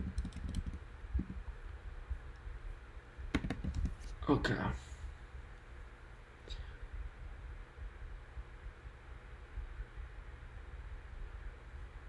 Nine days later.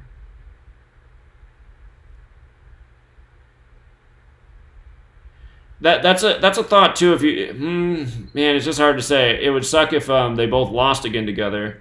I'm thinking though, if anything, though, they might both win together, just because the Capitals, they have this. To me, in my opinion, well, God. That's a tough call. I wish I saw something more with these scores here. Today's got the 43-date numerology.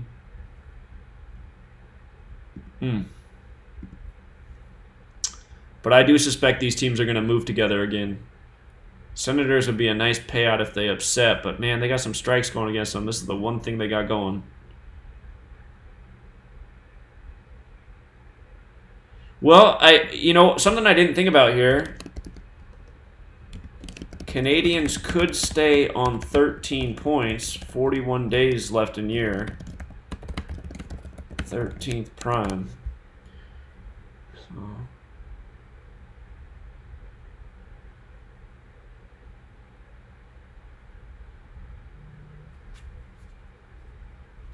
Caller?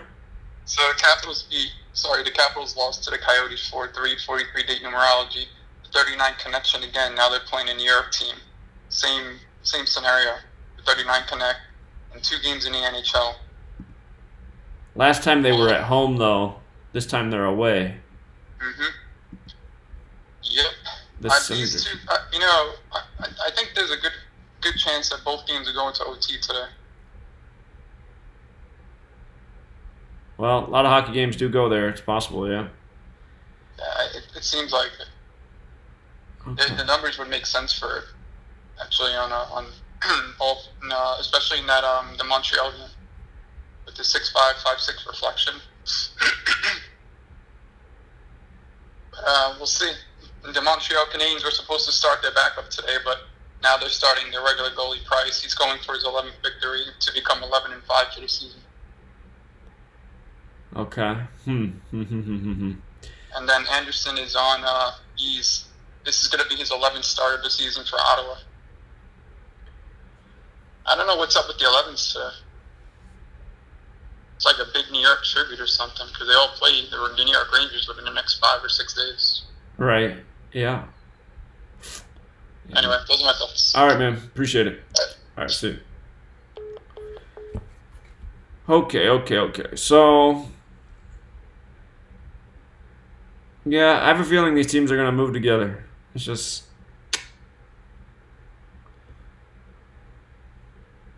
Yeah, it's tricky. Today's a relatively tricky day. Let me scan college basketball real quick.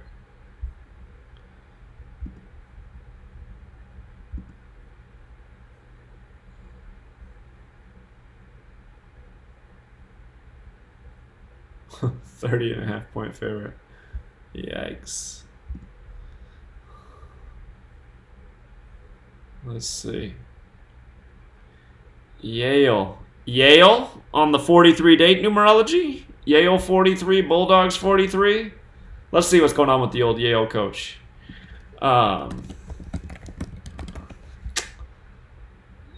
James Jones.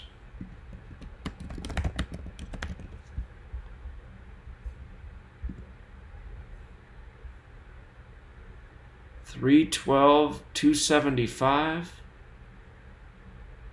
Today is, hold on, November 20, 324th day of the year. All right. Siena Saints. Let's see, Siena Saints.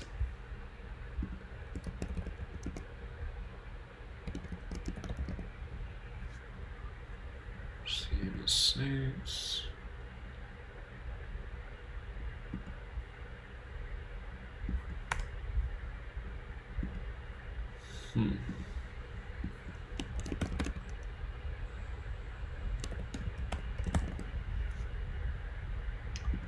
Bulldogs.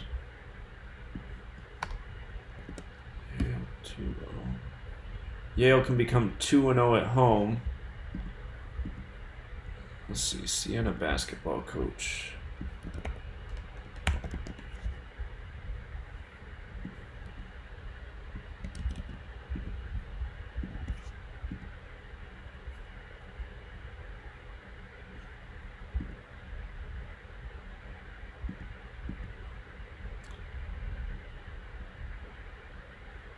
Two and two. Let's see about that.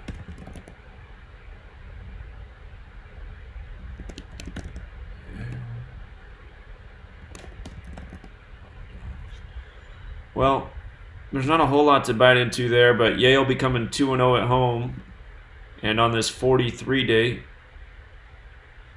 pops out a little bit. Let's go scan for another game real quick. Boston College. Boston College can improve to 4-1 on the day, leaving 41 days left in the year.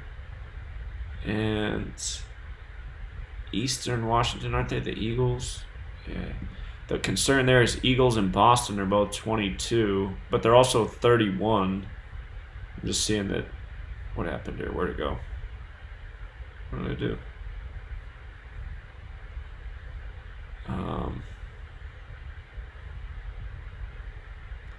I just saw that Boston College, there's a chance they could fall to 2-2 at home.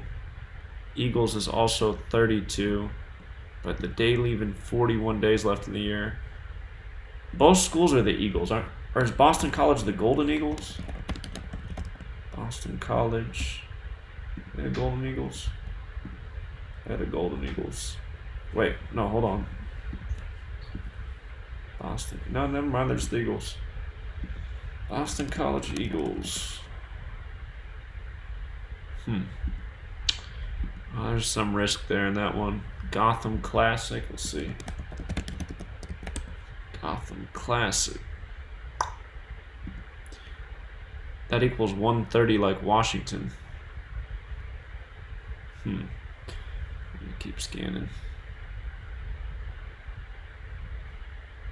Georgia Tech. Yellow Jackets, what's that equal? Bulldogs is 43 on this 43 date numerology. Yellow Jackets. 73, the 21st prime. Georgia Tech.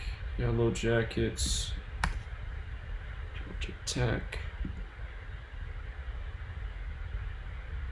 Let's look at the coaches here.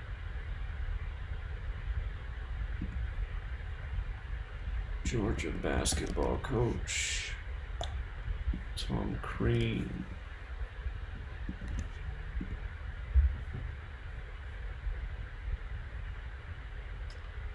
(14-21). Didn't we just see, what is it, Yellow Jackets? Yellow Jackets is 73, the 21st prime. You could stay on 21 losses. Next wins 371. Next loss 253.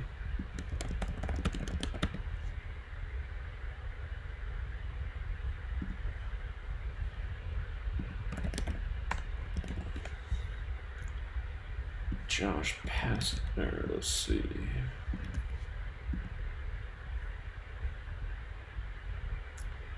$50-53. Georgia Bulldogs.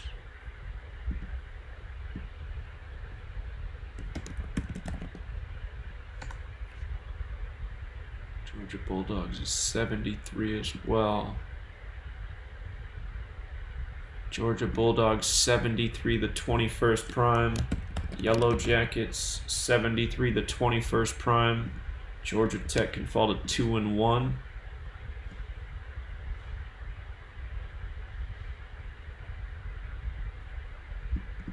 So you got two reasons to believe that they can fall to 2-1 away.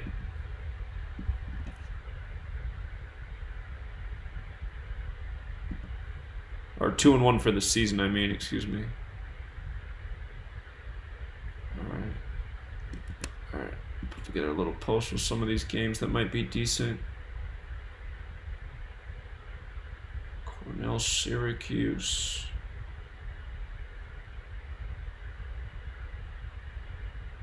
Vanderbilt, Austin, PA. Governors.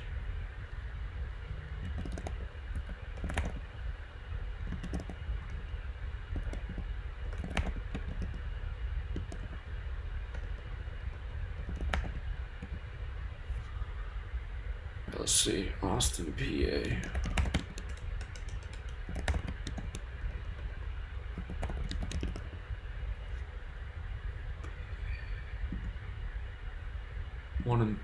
So Austin, PA is 41, the 13th prime. They can fall to 1-3 on the day, leaving 41 days left in the year. So that's probably right. And Bill.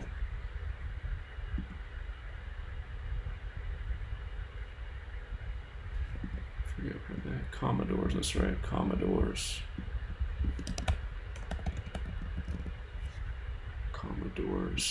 But yeah, that makes sense for Austin, PA to fall to 1-3 on this date.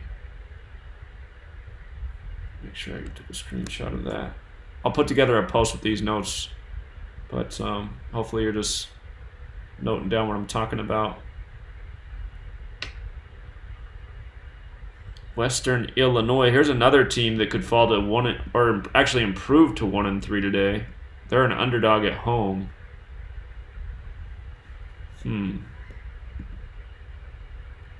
Northern Illinois Huskies. What are they? The Bulldogs as well? Leathernecks. Oh, that's a name. Northern Illinois.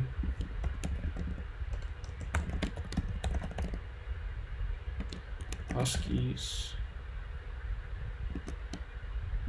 Where's the school? Western Illinois Leathernecks.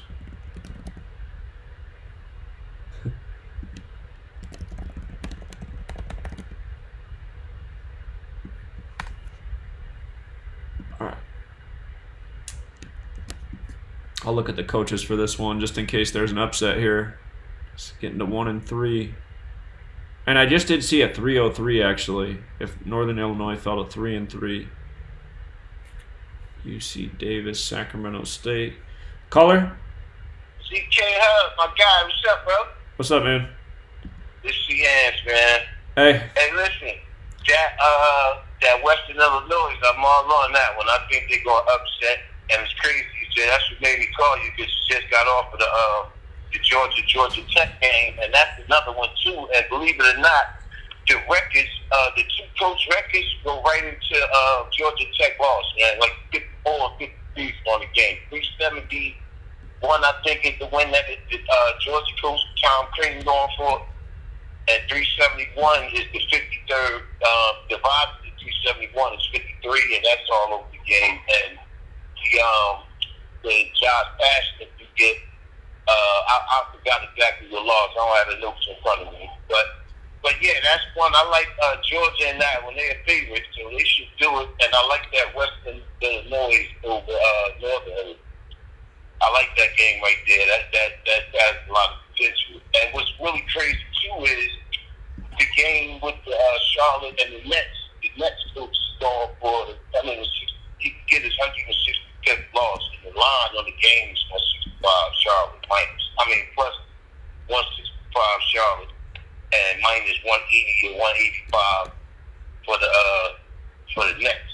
But I'm gonna leave the game alone though, because the way it's set up, it looks like the odds of the numbers that go into Charlotte coach Borrego, his next win is divided. He got 71 losses, and the divide is going to for him. In order for him, what I noticed too is in order for coaches to advance to the next win, if the loss count lines up for them to get the loss, I can't think exactly what's his record offhand, but it's something 71.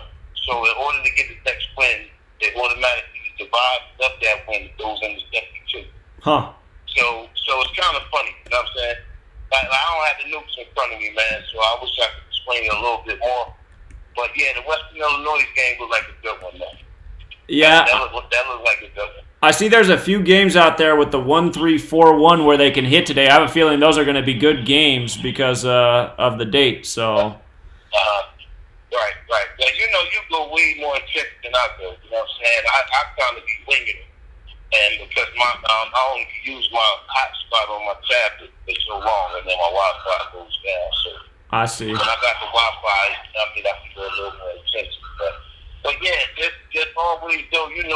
But the way I learned from you was in coaches' records, man, and sometimes it be right there, just like that the Washington World Series, that 115 thing. Right. Sometimes it just be right there, and it's set up like that for these coaches. What's up, guys? It's set up for that for them coaches. When they sign on, it lines straight up for them, and every now and then, more times than none, often believe me, it goes right into the next loss or the next one. You know what I'm saying? So sometimes when it gets tedious, going through a billion games all day, hockey, you know what I'm saying? Right. So I just kind of narrow it down, man, and just try to stick to 3 teams, man, and find me. Sometimes it's one, you know what I mean? Right. Like, I've been doing it a long time, so I know the rules, man. Sometimes you got to go just one. Right. The most lucrative one, and just stay with that. Just learn to just appreciate that win. Right. And it's always tomorrow, so, That's right. what it is. I ain't want much, man. I just want to share that with you, man. Let's get back to the Decode. All right. Appreciate the observations. Thanks, man. All right, bro. All right. See you. All right. So anyway, Yale can get to 2-0 at home. I know Yale loves the number 43, so in light of this 43 date numerology, I'm thinking Yale does get to 2-0 at home here, being a 5.5 point favorite. Georgia Tech, Georgia. We just said Georgia Bulldogs equals 73. What is it? Yellow Jackets. Yellow Jackets. Yeah, Yellow Jackets is 73. Whoops. 21st prime number. GT can fall to 2-1. So there's some rhyme and reason with that. I got 2 times there. Whoops. I don't need it 2 times. All right. This one right here. Austin. Oh my God. PA equals 41. Today leaves 41 days in year. 41 13th prime. Austin PA can fall to 1-3 for the season. Hold on. So, and I just saw some other games down here. Oregon State can get to 4-1. UC Santa Barbara can fall to 1-3. I mean, these games aren't going to be a great payout, but I got to assume that's what's going down.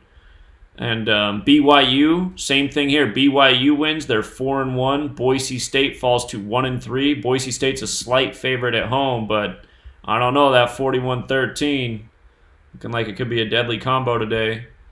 Is BYU? I'm gonna get some more stuff here. I see it in the Portland State game. Portland State's the favorite here, but if Portland beat them, the Pilots. Portland State won, they'd be 4-1, and Portland State would be 1-3. It's just I have to look at the coaches here. I'm gonna do it all real quick. St. Mary's, if they won today, they'd get to 4-1. I have a feeling that number is gonna be hot today. Okay, let's see.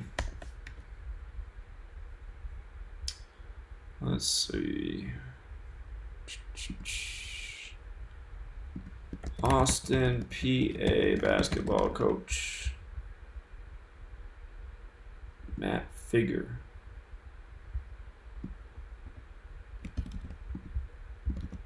Whoops.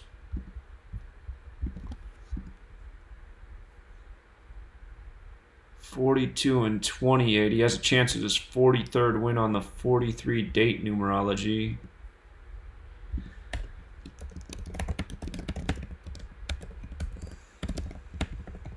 Still thinking that 1-3 is where it's at.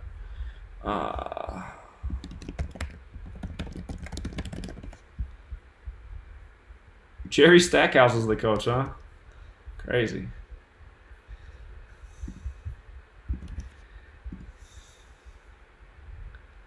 He's 3-1. Vanderbilt.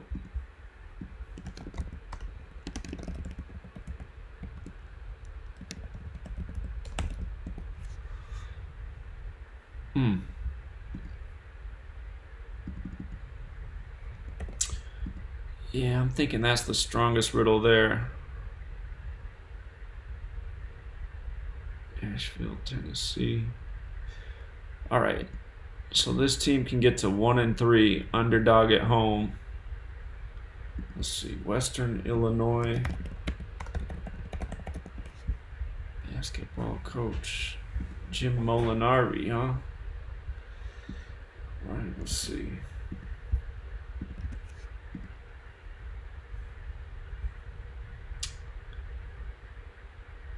His next win is 303. 79-104, Western Illinois.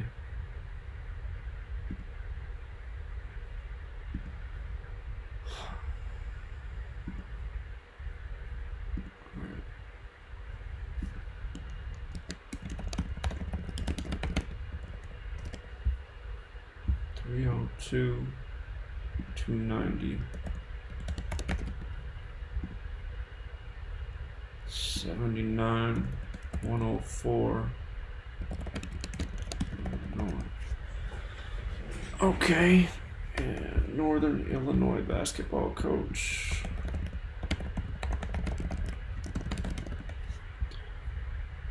Mark Montgomery.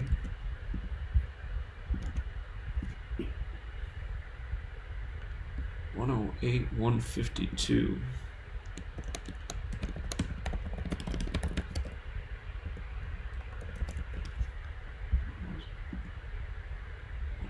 $108-152.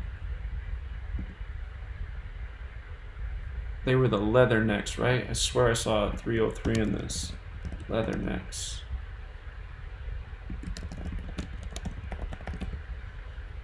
Western Illinois Leathernecks.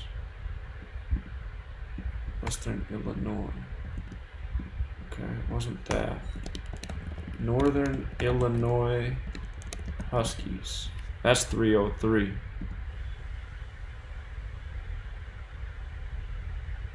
So the Western Illinois coach can get his 303rd win over the North Illinois Huskies. 303.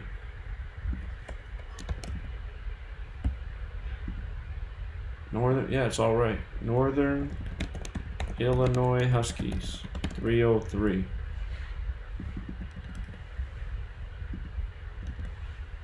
Whoops.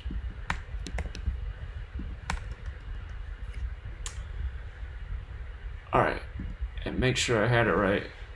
Jim Molinari.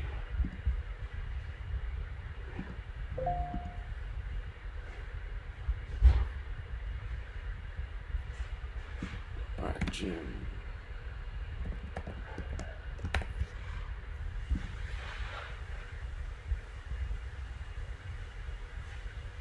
So yeah, Western Illinois, who's an underdog at home, can get that 303rd win.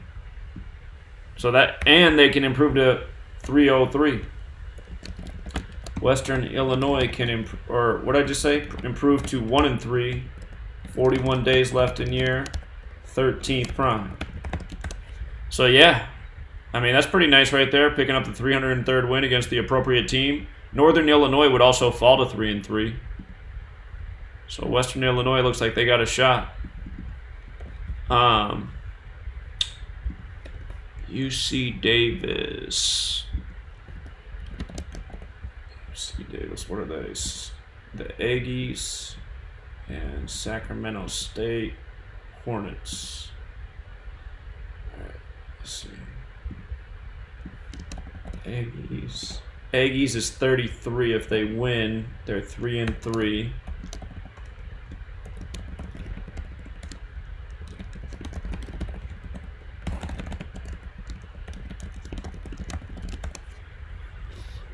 Let's see, Sacramento State Hornets. Oh, Aggies is also 30 though.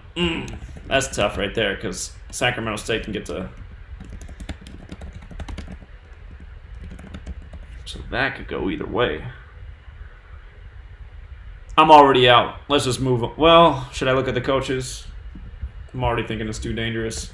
UC Davies coach. Maybe there's something with the coach. Jim Less.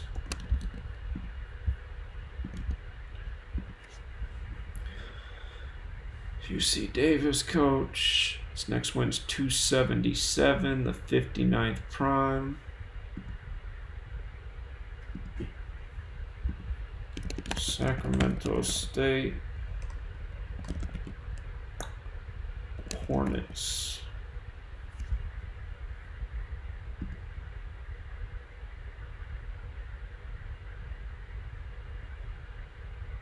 Sacramento State Hornets. I see a reshuffling.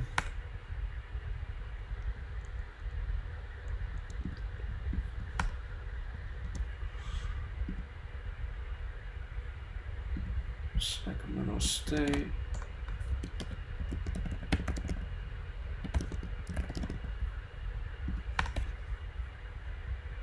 Iron Cats.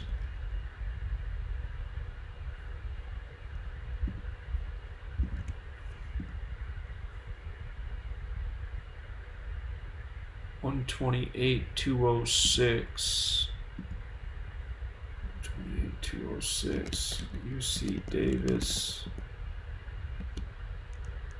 Aggies.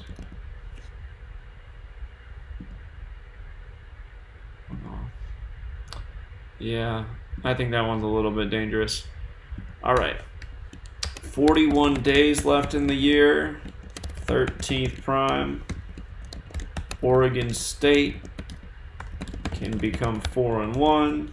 UC Santa Barbara can become 1-3. So I like both of those things.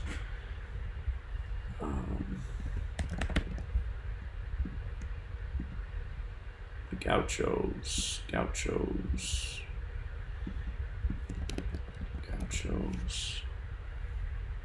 74, like Oregon could get 74 in the score.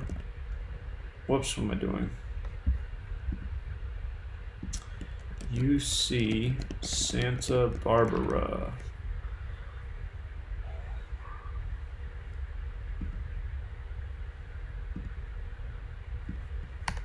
Oh, UC Santa Barbara's 41. Hello. All right. I like that.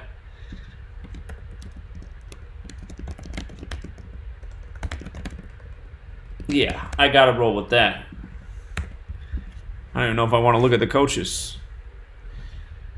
I guess just to be thorough, but yeah, that's already looking good right there. Oregon State, let's see. Wayne Tinkle. They need to get Gary Payton.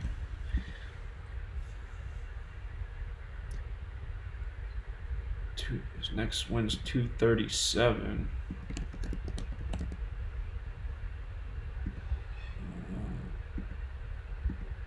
Wayne Tinkle.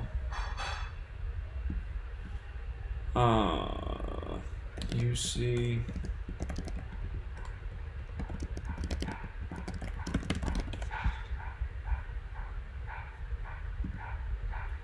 Joe Pasternak.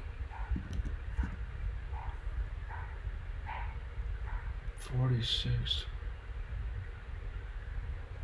Let's see, Beavers.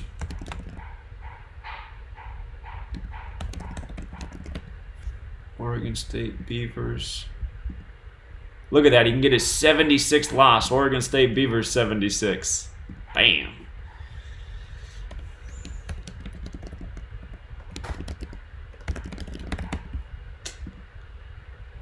$84.75.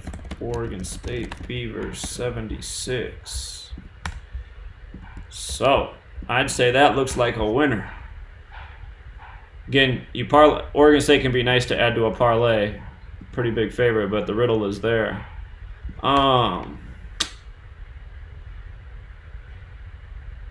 UNLV, Texas State. What's Texas State? Bobcats? Yeah, Bobcats. UNLV Rebels. All right, Texas State. Texas State. Bobcats. 43. 1-2 away. Bobcats. 127 31st prime. UNLV could get to 3-1 at home. UNLV Rebels. UNLV Rebels 40. Oh, he's gonna be perfect. UNLV Rebels.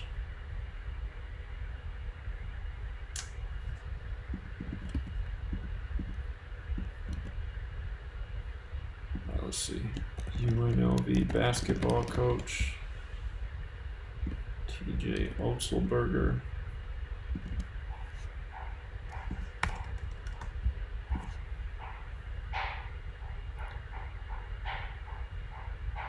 $72-36. 72-36. Texas State. Bobcats 72-36. Alright, nothing with that. So the only thing we've seen so far is Bobcats equals 127 31st prime. UNLV can get to 3-1 at home. Alright, I need the Texas State basketball coach.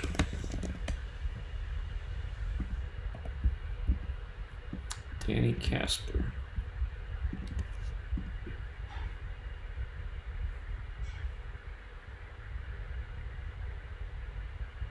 $101 and $100. Now, did I just see a 101? Rebels is 101. So the Texas State coach could become 101 and 101 versus the Rebels.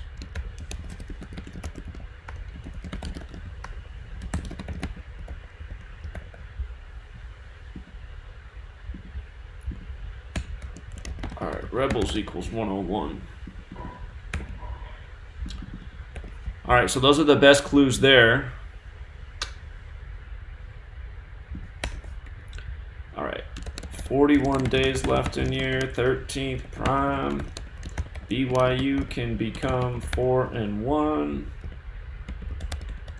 Boise State can become 1-3.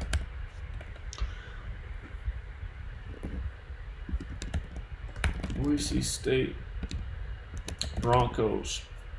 Broncos equals 32, and if you use the rule for S, also 41. So I will make a point about that. Broncos 41. BYU, what are they? The Cougars. BYU Cougars.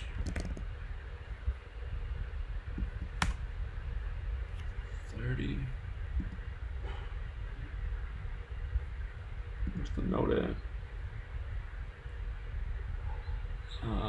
Extra Mile Arena. Let's see.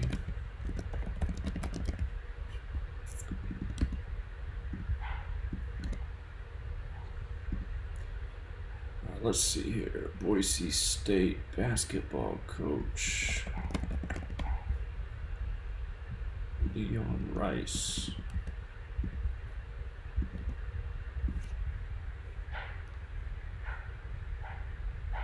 $179, $118. BYU Cougars.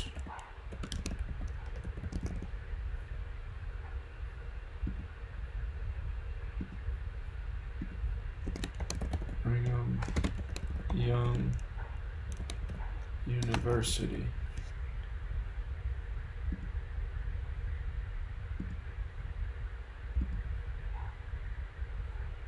Remember at the beginning of the coach, Utah coach got his 121st win over BYU.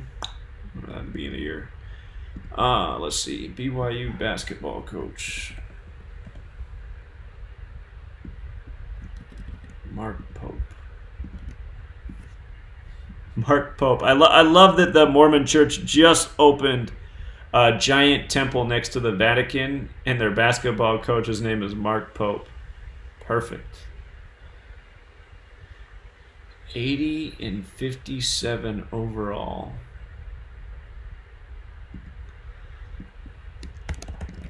Boise State Broncos. Well, we're just going to have faith in the 41-13 thing here. So, I'm thinking those numbers are going to play today.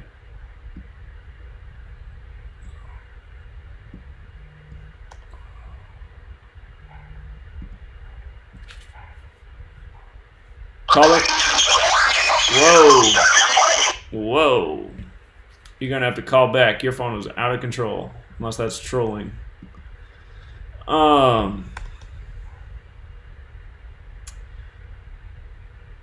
Okay. So, Portland State. A part of me wants to say, I don't think they fix games like Portland State, but maybe they do. Let's see. Color? Yeah, Beck. What we do in college basketball, I was going over like the head-to-head and stuff. I see that BYU can become 4-3 at Boise State for number 43. Oh, 4-3 for the head-to-head record. Yeah, they can become 4-3 at Boise State. They're 9-4 overall. 9-4 overall, huh? And then for that Vanderbilt game, I seen that Austin Peay is 0-13 versus Vanderbilt. Yeah, I think they'll probably lose that one too. So. And then we got the 43-14 prime. So. Yeah. Figured I would share it with you. Yeah, those are good observations. All right, appreciate it, man. Appreciate you doing college basketball. Appreciate it, buddy. Yeah, no problem. Take care, man. Together. All right. Appreciate it. Good call. Yeah, that's the next thing I could do is look at these teams all-time head-to-head record, but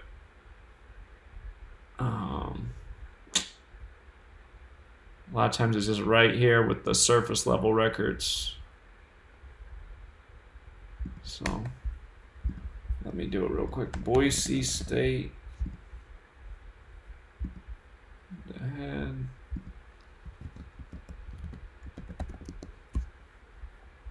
They're 4-9 against Brigham Young, like he said.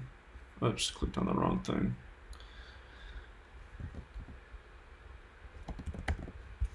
It's gonna be the 14th game.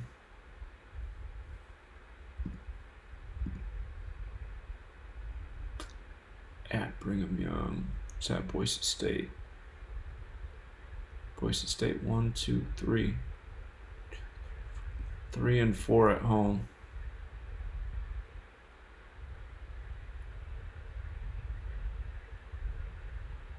What did he just say a second ago? I think he counted wrong. They're 3-4 at home. So Boise State is 4-9 versus BYU. They are 3-4 at home.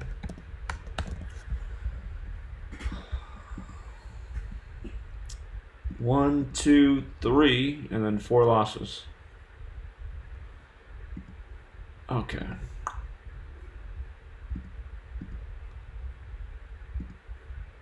I hate Terry Porter. He's a former Blazer. I didn't realize he was still living in Portland. All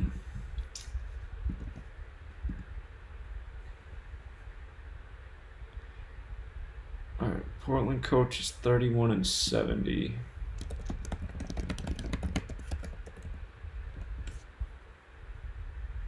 That's interesting. Former Blazer coaching. All right, Portland State basketball coach. Barrett Perry.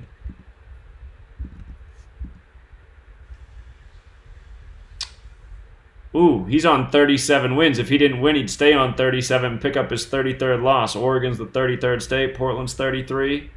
And he is going up against Terry Porter, the former Blazer. So Portland State coach is 37-32. Portland equals 37. Oregon equals 38. Oregon is the 33rd state. Let me see how many days this is after Terry Porter's birthday.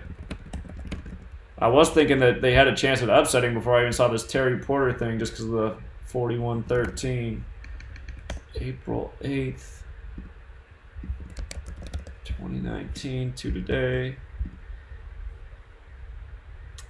It's 226 days after his birthday, or his 227th day of his age, which is the 49th prime. When I was a little kid, I stood outside after a Blazers game and waited to get autographs, and I got Kevin Duckworth, Cliff Robinson, Buck Williams.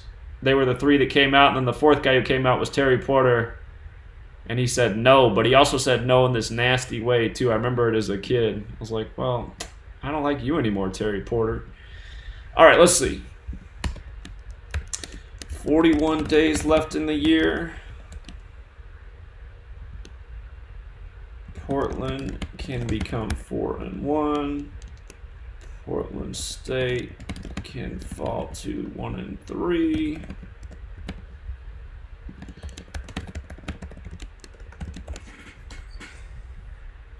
Let's see, Portland State. Let's see. There wasn't anything like that, was there?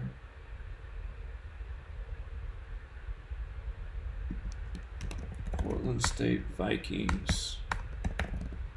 That is what they're called, right? Portland State Vikings. I think that's their name. I know the other school's the Pilots. Yeah. Vikings equals 37 too. Guess that makes sense. Vikings, Portland. All right.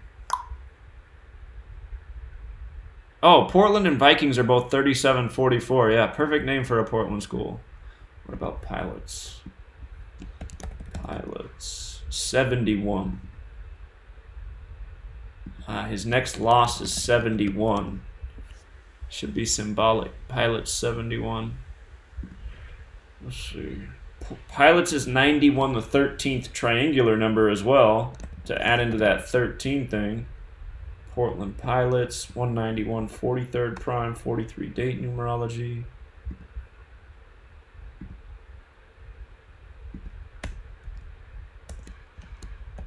Pilots equal 91, 13th triangular number. Well, I'd say Portland has a chance to upset. They're a 6-point underdog. You'd have to think having a former NBA player as your coach might give you a little upset narrative too. Viking Pavilion.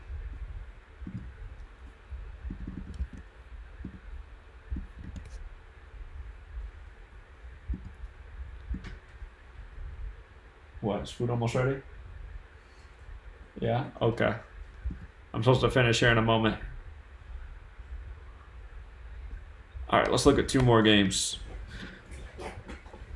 So, why did I just did this one because it was close. Battle of San Diego. What are they, the Aztecs? Yeah, Aztecs and Toreros.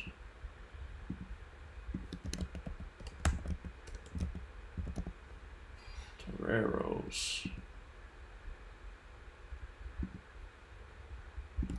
San Diego Toreros. Not seeing anything with that. San Diego 43. Aztecs 20. San Diego State could become 2-0 away if they won. Aztecs 20. San Diego State Aztecs.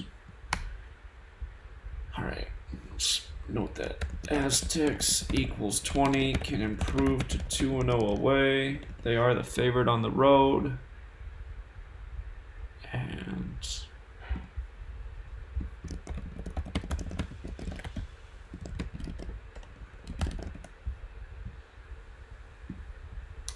Brian Dutcher. 46-24. He could get his 47th win in the Battle of San Diego. San Diego's 47. If you use the rule with S. Which coach was that?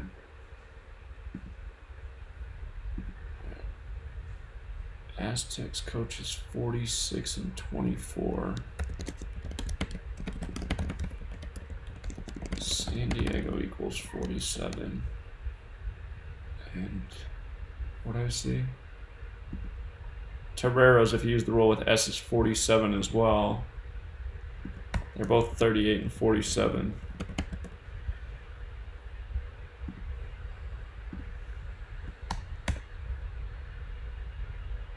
Sam Scholl.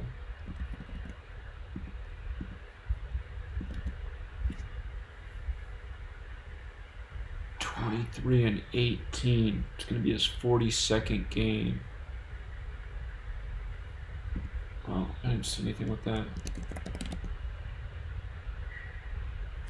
All right, them getting to 2-0 away as the favorite makes sense. This guy picking up his 47th win against San Diego makes sense.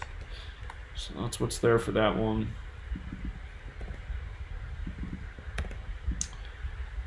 And let's see. St. Mary's can get to 4-1.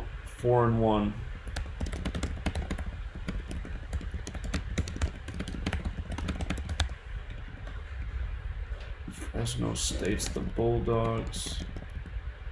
Fresno State's 43, just like Bulldogs.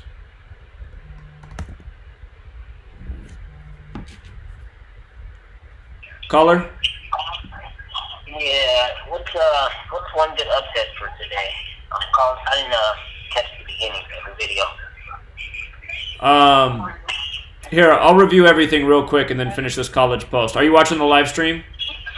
Yeah, that'll be better. All right, I'll just review everything real quick. That'll be cool. I'll review everything before it's 4. All right, thanks, man. All right, just one quick review since everything's about to start. Okay. All right, so Spurs and Wizards. Spurs are a slight favorite on the road. I think they have a slightly better narrative because the Wizards can fall to 3-9. Spurs equals 39. So does Charlotte. The Wizards face Charlotte next, so they'd be 3-9 to face Charlotte. Knicks and 76ers. It seems like the Knicks have an upset narrative through the two teams' home and away records, but again, the Knicks coach can pick up his 76th loss versus the 76ers. I think that's what's going to happen there. I think David Fizdale gets his 76th loss. Remember, today leaves 41 days left in the year, the 13th prime. Knicks is 41. 7 plus 6 is 13. Could the 76ers win by 13 and cover the spread? I'd be careful about taking the spread because the Knicks have a decent narrative, and oftentimes when an underdog has a decent narrative, it's a tight game. So that's that game. Magic and Raptors, not a whole lot to go off of, but Orlando Magic is 68. And if they lose, they will be 6-8. Caller? Hey, Zach, how you doing? I'm doing all right, man. Are you watching the live stream? Hey. No, I'll just cut it short real quick, but hey, I wanted to just tell you about a story in the Star Tribune today about a shooting in Robbinsdale, Minnesota, which is right next to North Minneapolis.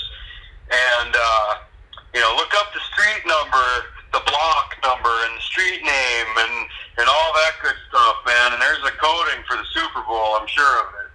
It's gotta be. I'll check it out. It was 2 weeks and two 2 months and 2 weeks from the Super Bowl. And well, today leaves 41 days left in the year. Super Bowl number. The shooting happened today? No, last night at about 11:15. But the 3700 block, 239, the 52nd prime on Quail Avenue N, as in North, Quail Avenue N, 52. And there's a whole bunch of other stuff, man. If you look at that story, the lady suffered a leg wound, and all these things. I mean, it's just Minnesota, Minneapolis. Hey, I'll check it all out, Jason. I appreciate it, man. I just got to do the review right now because the game's starting in 5 minutes. So. Oh, sorry. All right, man. All right. See you, man. Talk to you later. All right, see you. Okay, so the Magic and Raptors, not a whole lot to go off of here. But again, Orlando Magic 68 in the most pure cipher. The Magic lose their 6-8. It makes the Raptors 6-0 at home. They host Philadelphia next. Philadelphia 61. I'm thinking Philadelphia is going to be the first team to beat Toronto in their building. So that's why I'm leaning Raptors there. But again, this spread doesn't feel right to me. It's just the one thing that I keep worrying about. Seems like Toronto should be a bigger favorite. So maybe it's a nail-biter of a game. Not even sure they're going to cover the 3 points because that spread just doesn't make any sense to me. The Bucks and Hawks game, this one could be the upset. Again, if the Bucks lose, they're 7-3 away. Hawks is 73. If the Hawks win, they're 3-4 at home. Bucks is 34. They're calling it Peachtree Night. Peachtree Night equals 139, the 34th prime. So through those narratives, there is an upset, and the Hawks can also become 3-4 in the conference as well. Bucks 34. Their next opponent in the conference is Detroit 44. So Hawks have a shot at an upset tonight. However, if Milwaukee wins, it sets them up to get their 12th win against Portland. Portland's 37, the 12th prime. That's who they play next. I think the Hawks, though, they got a shot here. So the line's 11. Bucks equals 11. If the Bucks do win, I won't be surprised if they cover because I could see a lot of 13-point games today on the day, leaving 41 days left near the 13th prime. But there's a narrative to believe in the Hawks, that's for sure. The Cavs and the Heat, tight one here. Tight one. I don't know if I'd mess with this game tonight. There are some favorable signs for the Heat to upset based on their conference record and what could happen to the Heat's home record. But it's not a one-way street. Jimmy Butler can also get his 20th win against the Cavs on the 20th. But this is a possible upset right here, Cavs and Heat. So the Hornets and the Nets. Oh, and again, the Heat have won 16 straight at home versus the Cavs. Heat equals 16, NBA 17. So could the streak end at 16? But that's a pretty dominant streak, 16 at home. Hornets at Nets. Hornets are on the road. I think they'll get it done. If they win, they're 5-3 in the conference. Brooklyn Nets 53. They also face the Wizards next. Wizards is 44. They'd be 4-4 away to face the Wizards for their next away opponent. Warriors and Mavericks, probably the safest game of the night. I just worry that the Mavericks don't cover that spread because of the 13 thing, but Mavericks win, they're 9-5. Warriors is 95. Warriors pick up the 13th loss. Dallas 13. I'd parlay the Warriors to lose their next 2 games. They should pick up their 14th loss against Utah. Utah 14 in the next one. So back-to-back losses for the Warriors. Pistons and Bulls. If Chicago wins tonight, they're 3-5 at home. Chicago's 35, and the Pistons, who come in 4-9, would fall to 4-9 in the conference. Chicago Bulls is 49 in the most pure cipher. So Bulls look better tonight. If the Pistons do win, I suspect they beat their next game too, as it states in the notes. But I like Chicago tonight. They got the better riddle. Jazz and Timberwolves. Jazz are a slight favorite on the road. I do think they're going to win. They'll be 9-5. They face the Warriors next, 95. They win tonight. They're 3-4 away. Their next road game is the Bucks, 34. And the Suns is who the Timberwolves play next. Suns 35. If the Timberwolves lose, they are 3-5 at home to host the Suns next. Rockets and Nuggets, dangerous. I'm not going to mess with this game. Celtics and Clippers. There's one concern for the Clippers. It's that they lose and become 3-2 versus the East. Boston's 32. The Suns just lost and became 3-2 versus the East by losing to Boston. So that's the one thing that go against the Clippers, but I'm still going to take the Clippers tonight. I think it's about Doc Rivers. Doc Rivers equals 113. The Celtics can fall to 11-3 versus Doc Rivers.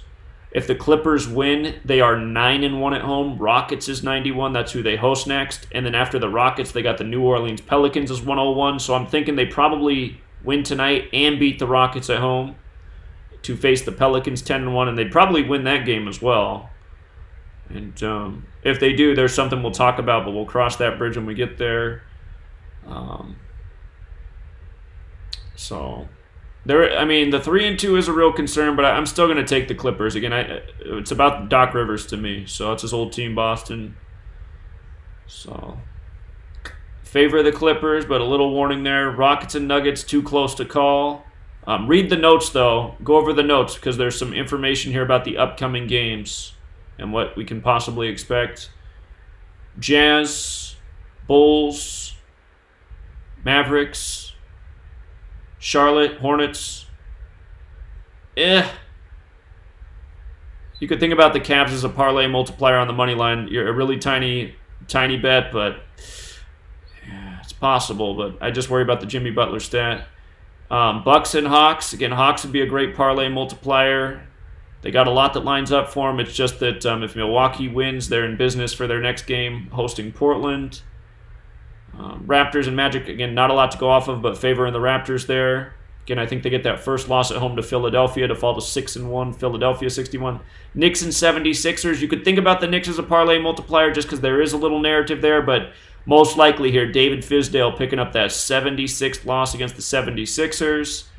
And then I favor the Spurs just one more time because Spurs is 39. Wizards can fall to 3-9, and they play Charlotte next. Charlotte 39, so that's that. In hockey, there's just 2 games. It's just like November 11th. The Capitals and Senators are playing again. On November 11th, we thought the Capitals might lose. They did. Both the Senators and Capitals lost.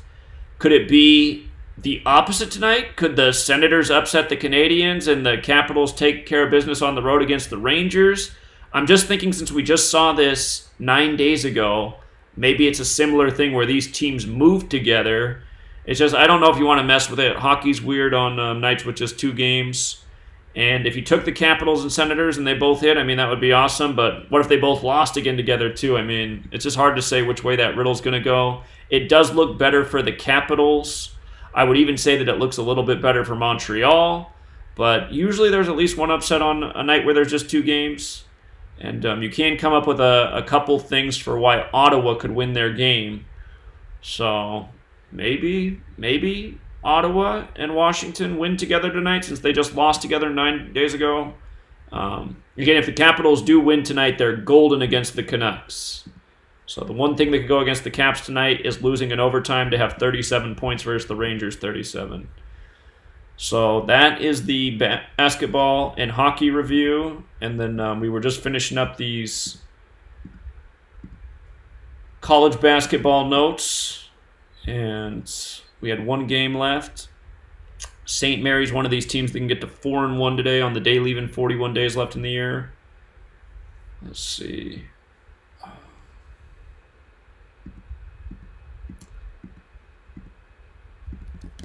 Sacramento basketball coach. Oh, not that one. Sacramento. Or wait, I'm looking for Fresno State, my bad. Fresno State. Justin Hudson.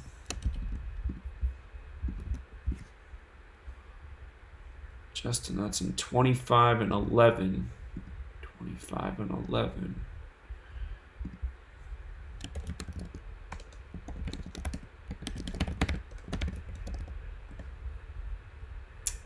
What's St. Mary? Oh yeah, the Gales. Gales has that 91 connection, 13th triangular number. St. Mary's is 25, so he could stay on 25 wins against St. Mary's.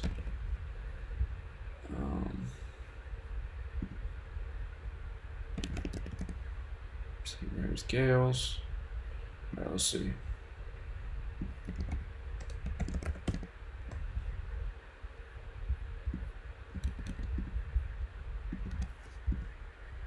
Randy Bennett.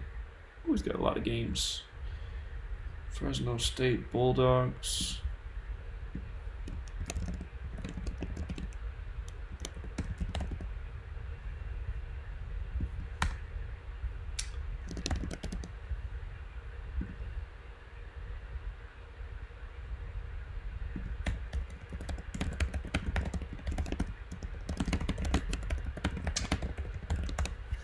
All right.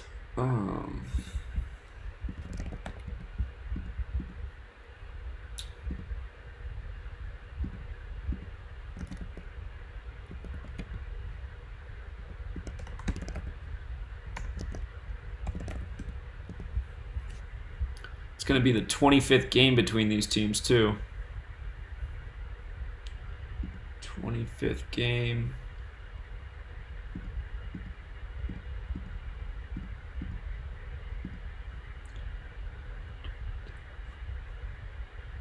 They're 7-7 at home. 25th game.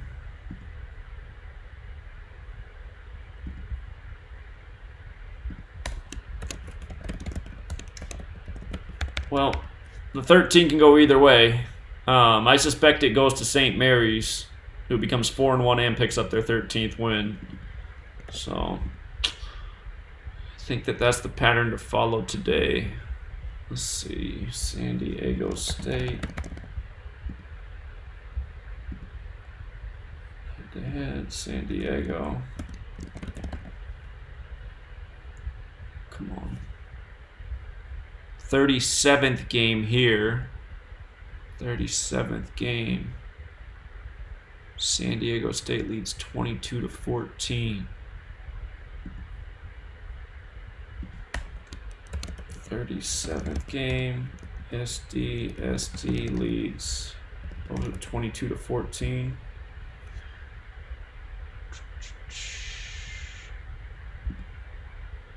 Who was at home here?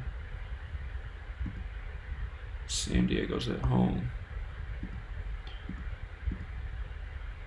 1, 2, 3, 4, 5, 6. 6 wins. 1, 2, 3, 4, 5. 6-5 on the road.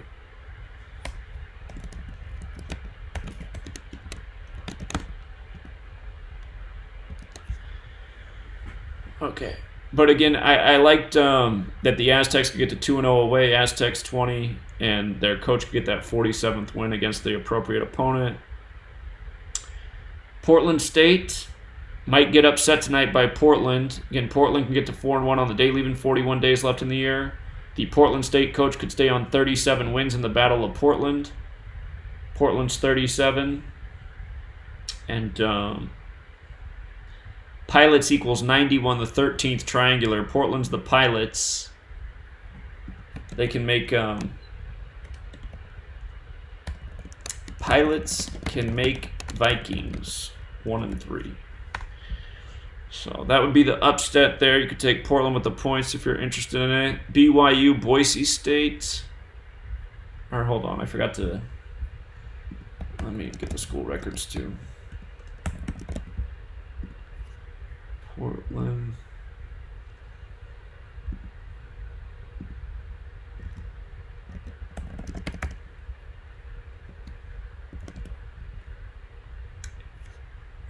It's the 37th game. Wow. 37th game between these teams. Tied 18-18.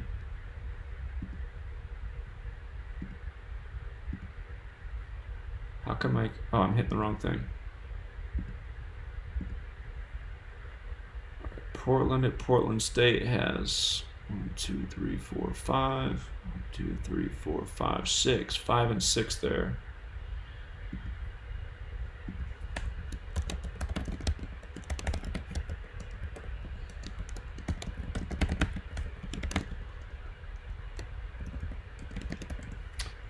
But yeah, 37th game too, for some extra emphasis on that 37. Again, 41 days left in the year. I just have a feeling that's going to be the number today.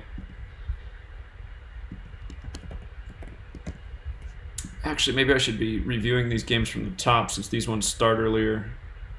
All right, so Yale and Siena probably just started. Yale can get to 2-0 at home like we covered earlier. Yale equals 20. You got the 43 date numerology. Yale and Bulldogs both 43. Let's see.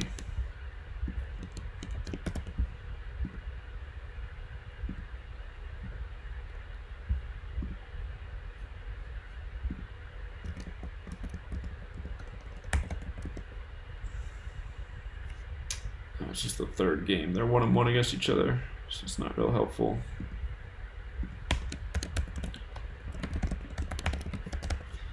All right. And then Georgia Tech, Georgia. Should have got the head-to-head here.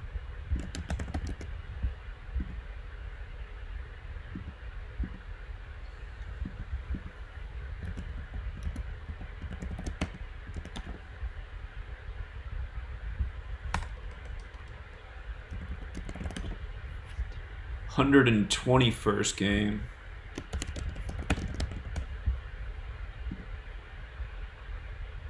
Georgia Tech leads 64-66. 64-56. And let's see. Game is at Georgia.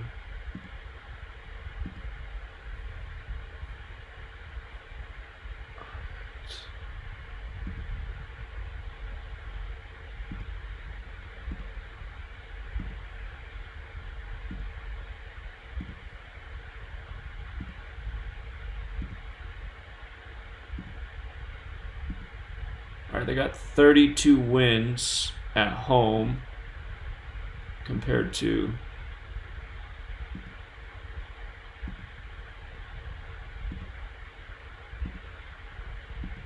(32-19).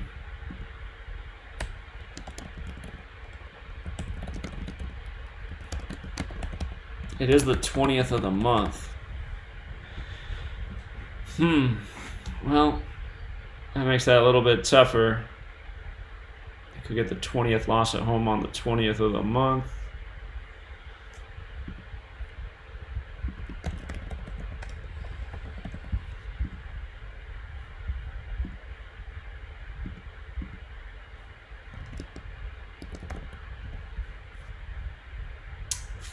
Fourteenth game. 14th game. Vanderbilt is 13-0. And let's see.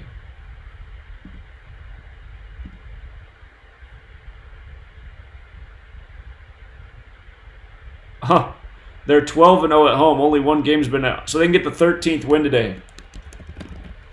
That goes with that 13 riddle we were looking at.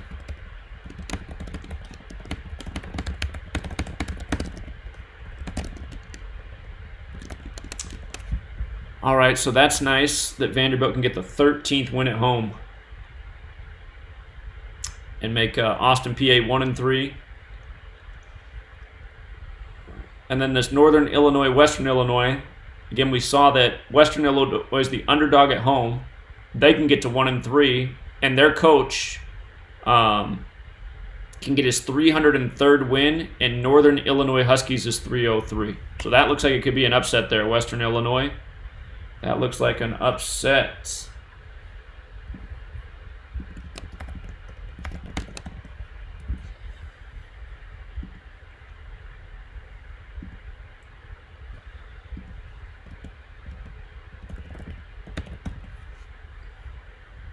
Sixteenth game. 16th game. Northern Illinois leads 8-7.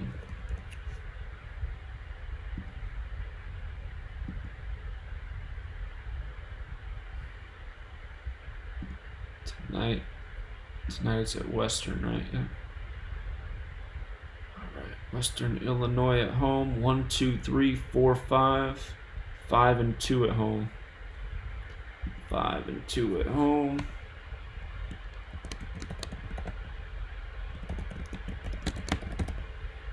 And they were the Leathernecks.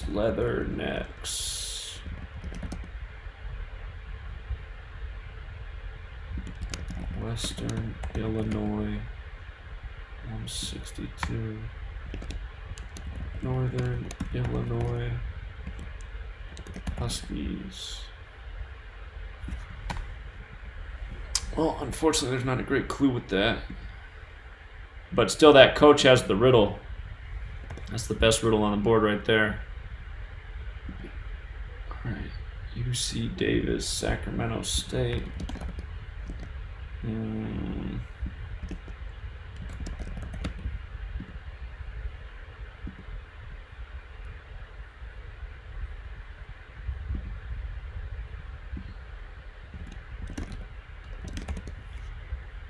6-6. 13th game. 13th game. There wasn't a 13. Yeah, this game was dangerous.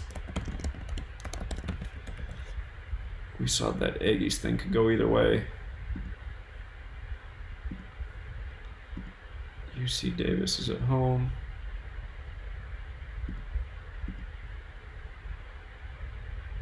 They're 4-3 at UC Davis. So that means both teams do better when they're away, which is interesting. This Aggies 30, that is the more pure cipher.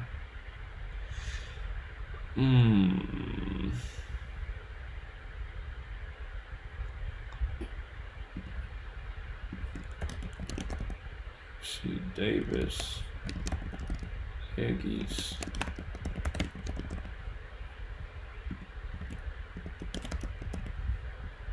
What are they again? The Hornets. Yeah, I still don't know what that game. All right, Oregon State was looking too good. I'm not even looking past this.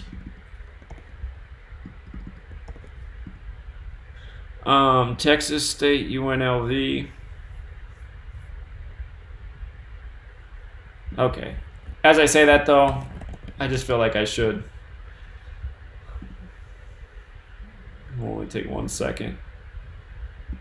20 seconds of insurance. Santa Barbara. Oh, look at that, man. They can become 4-1 against them all time, too. Oregon State. Love it.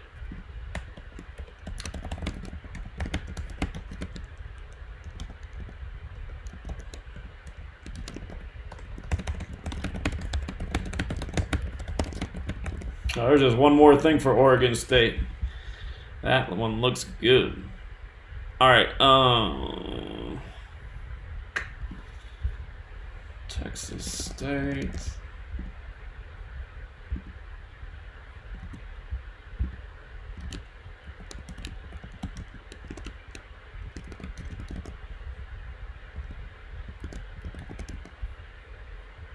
What? How is UNLV in here? UNLV, maybe they never played each other.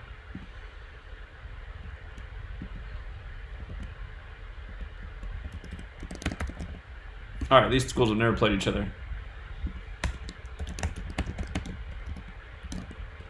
All right, but what looked good in this one is the Texas State coach, if he lost, he'd be 101 and 101, and Rebels is 101, the opponent. So UNLV's record would also make sense at home, beating the Bobcats. All right, BYU, Boise State. Again, BYU is another one of these teams that can go to 4-1, and Boise State can fall to 1-3. I mean, those are the numbers of the day. Portland can upset 4-1. So I'll post all these notes. I think there's some decent games in there. You know what the safest riddles are. If you're trying to put together a parlay with some of these riddles that look stronger, let me go through and add the bold touch on what I think are the strongest riddles. So whoops. So that is all looking good. Starts at 5. This one's got that coach riddle. Nice upset there.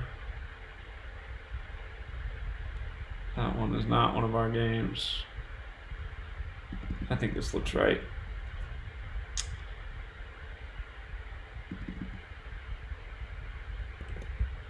I'm not going to bold this one. There's probably some games where the 41-13 thing will fail, but that's what's there, so I'm leaning BYU. I'm not going to bold this game, but I think Portland has a shot at an upset here. So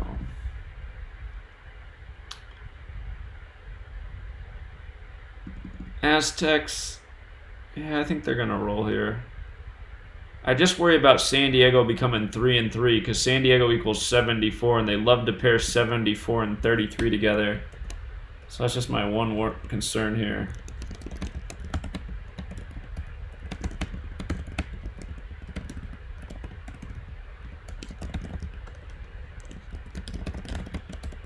That's just one thing to think about with that game. And then St. Mary's Fresno's, I think St. Mary's gets to 4-1. And the Fresno State coach stays on 25 wins. So yeah, that's that. I will post these notes on the top of the Patreon, and we will call it a day. I got to go eat a little food, and then I got to start the radio show. Okay, let me just get the date numerology up at the top of the post though first.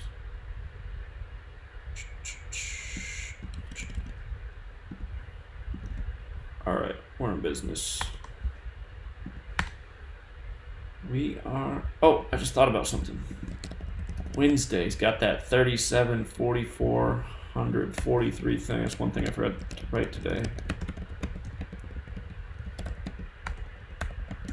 Portland equals 37, 44, and 100 in that Battle of Portland game. All right, I will post these notes. Let's see.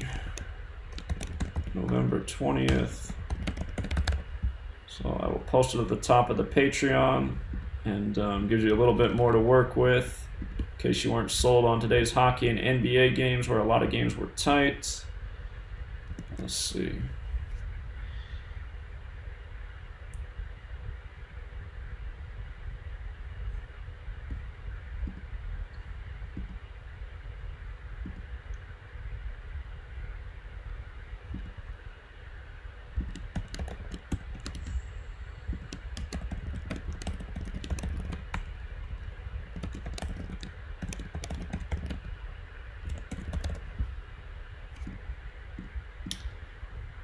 Okie dokie. Should be posted there. There it is. All right.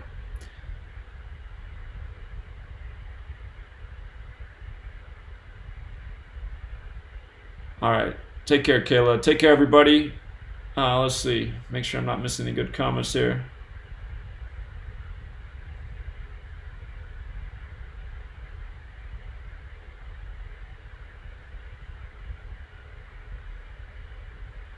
All right, let's see.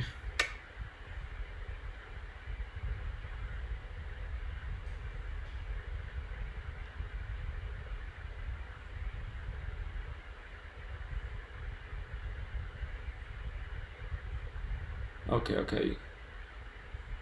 I'm just seeing if anybody has anything.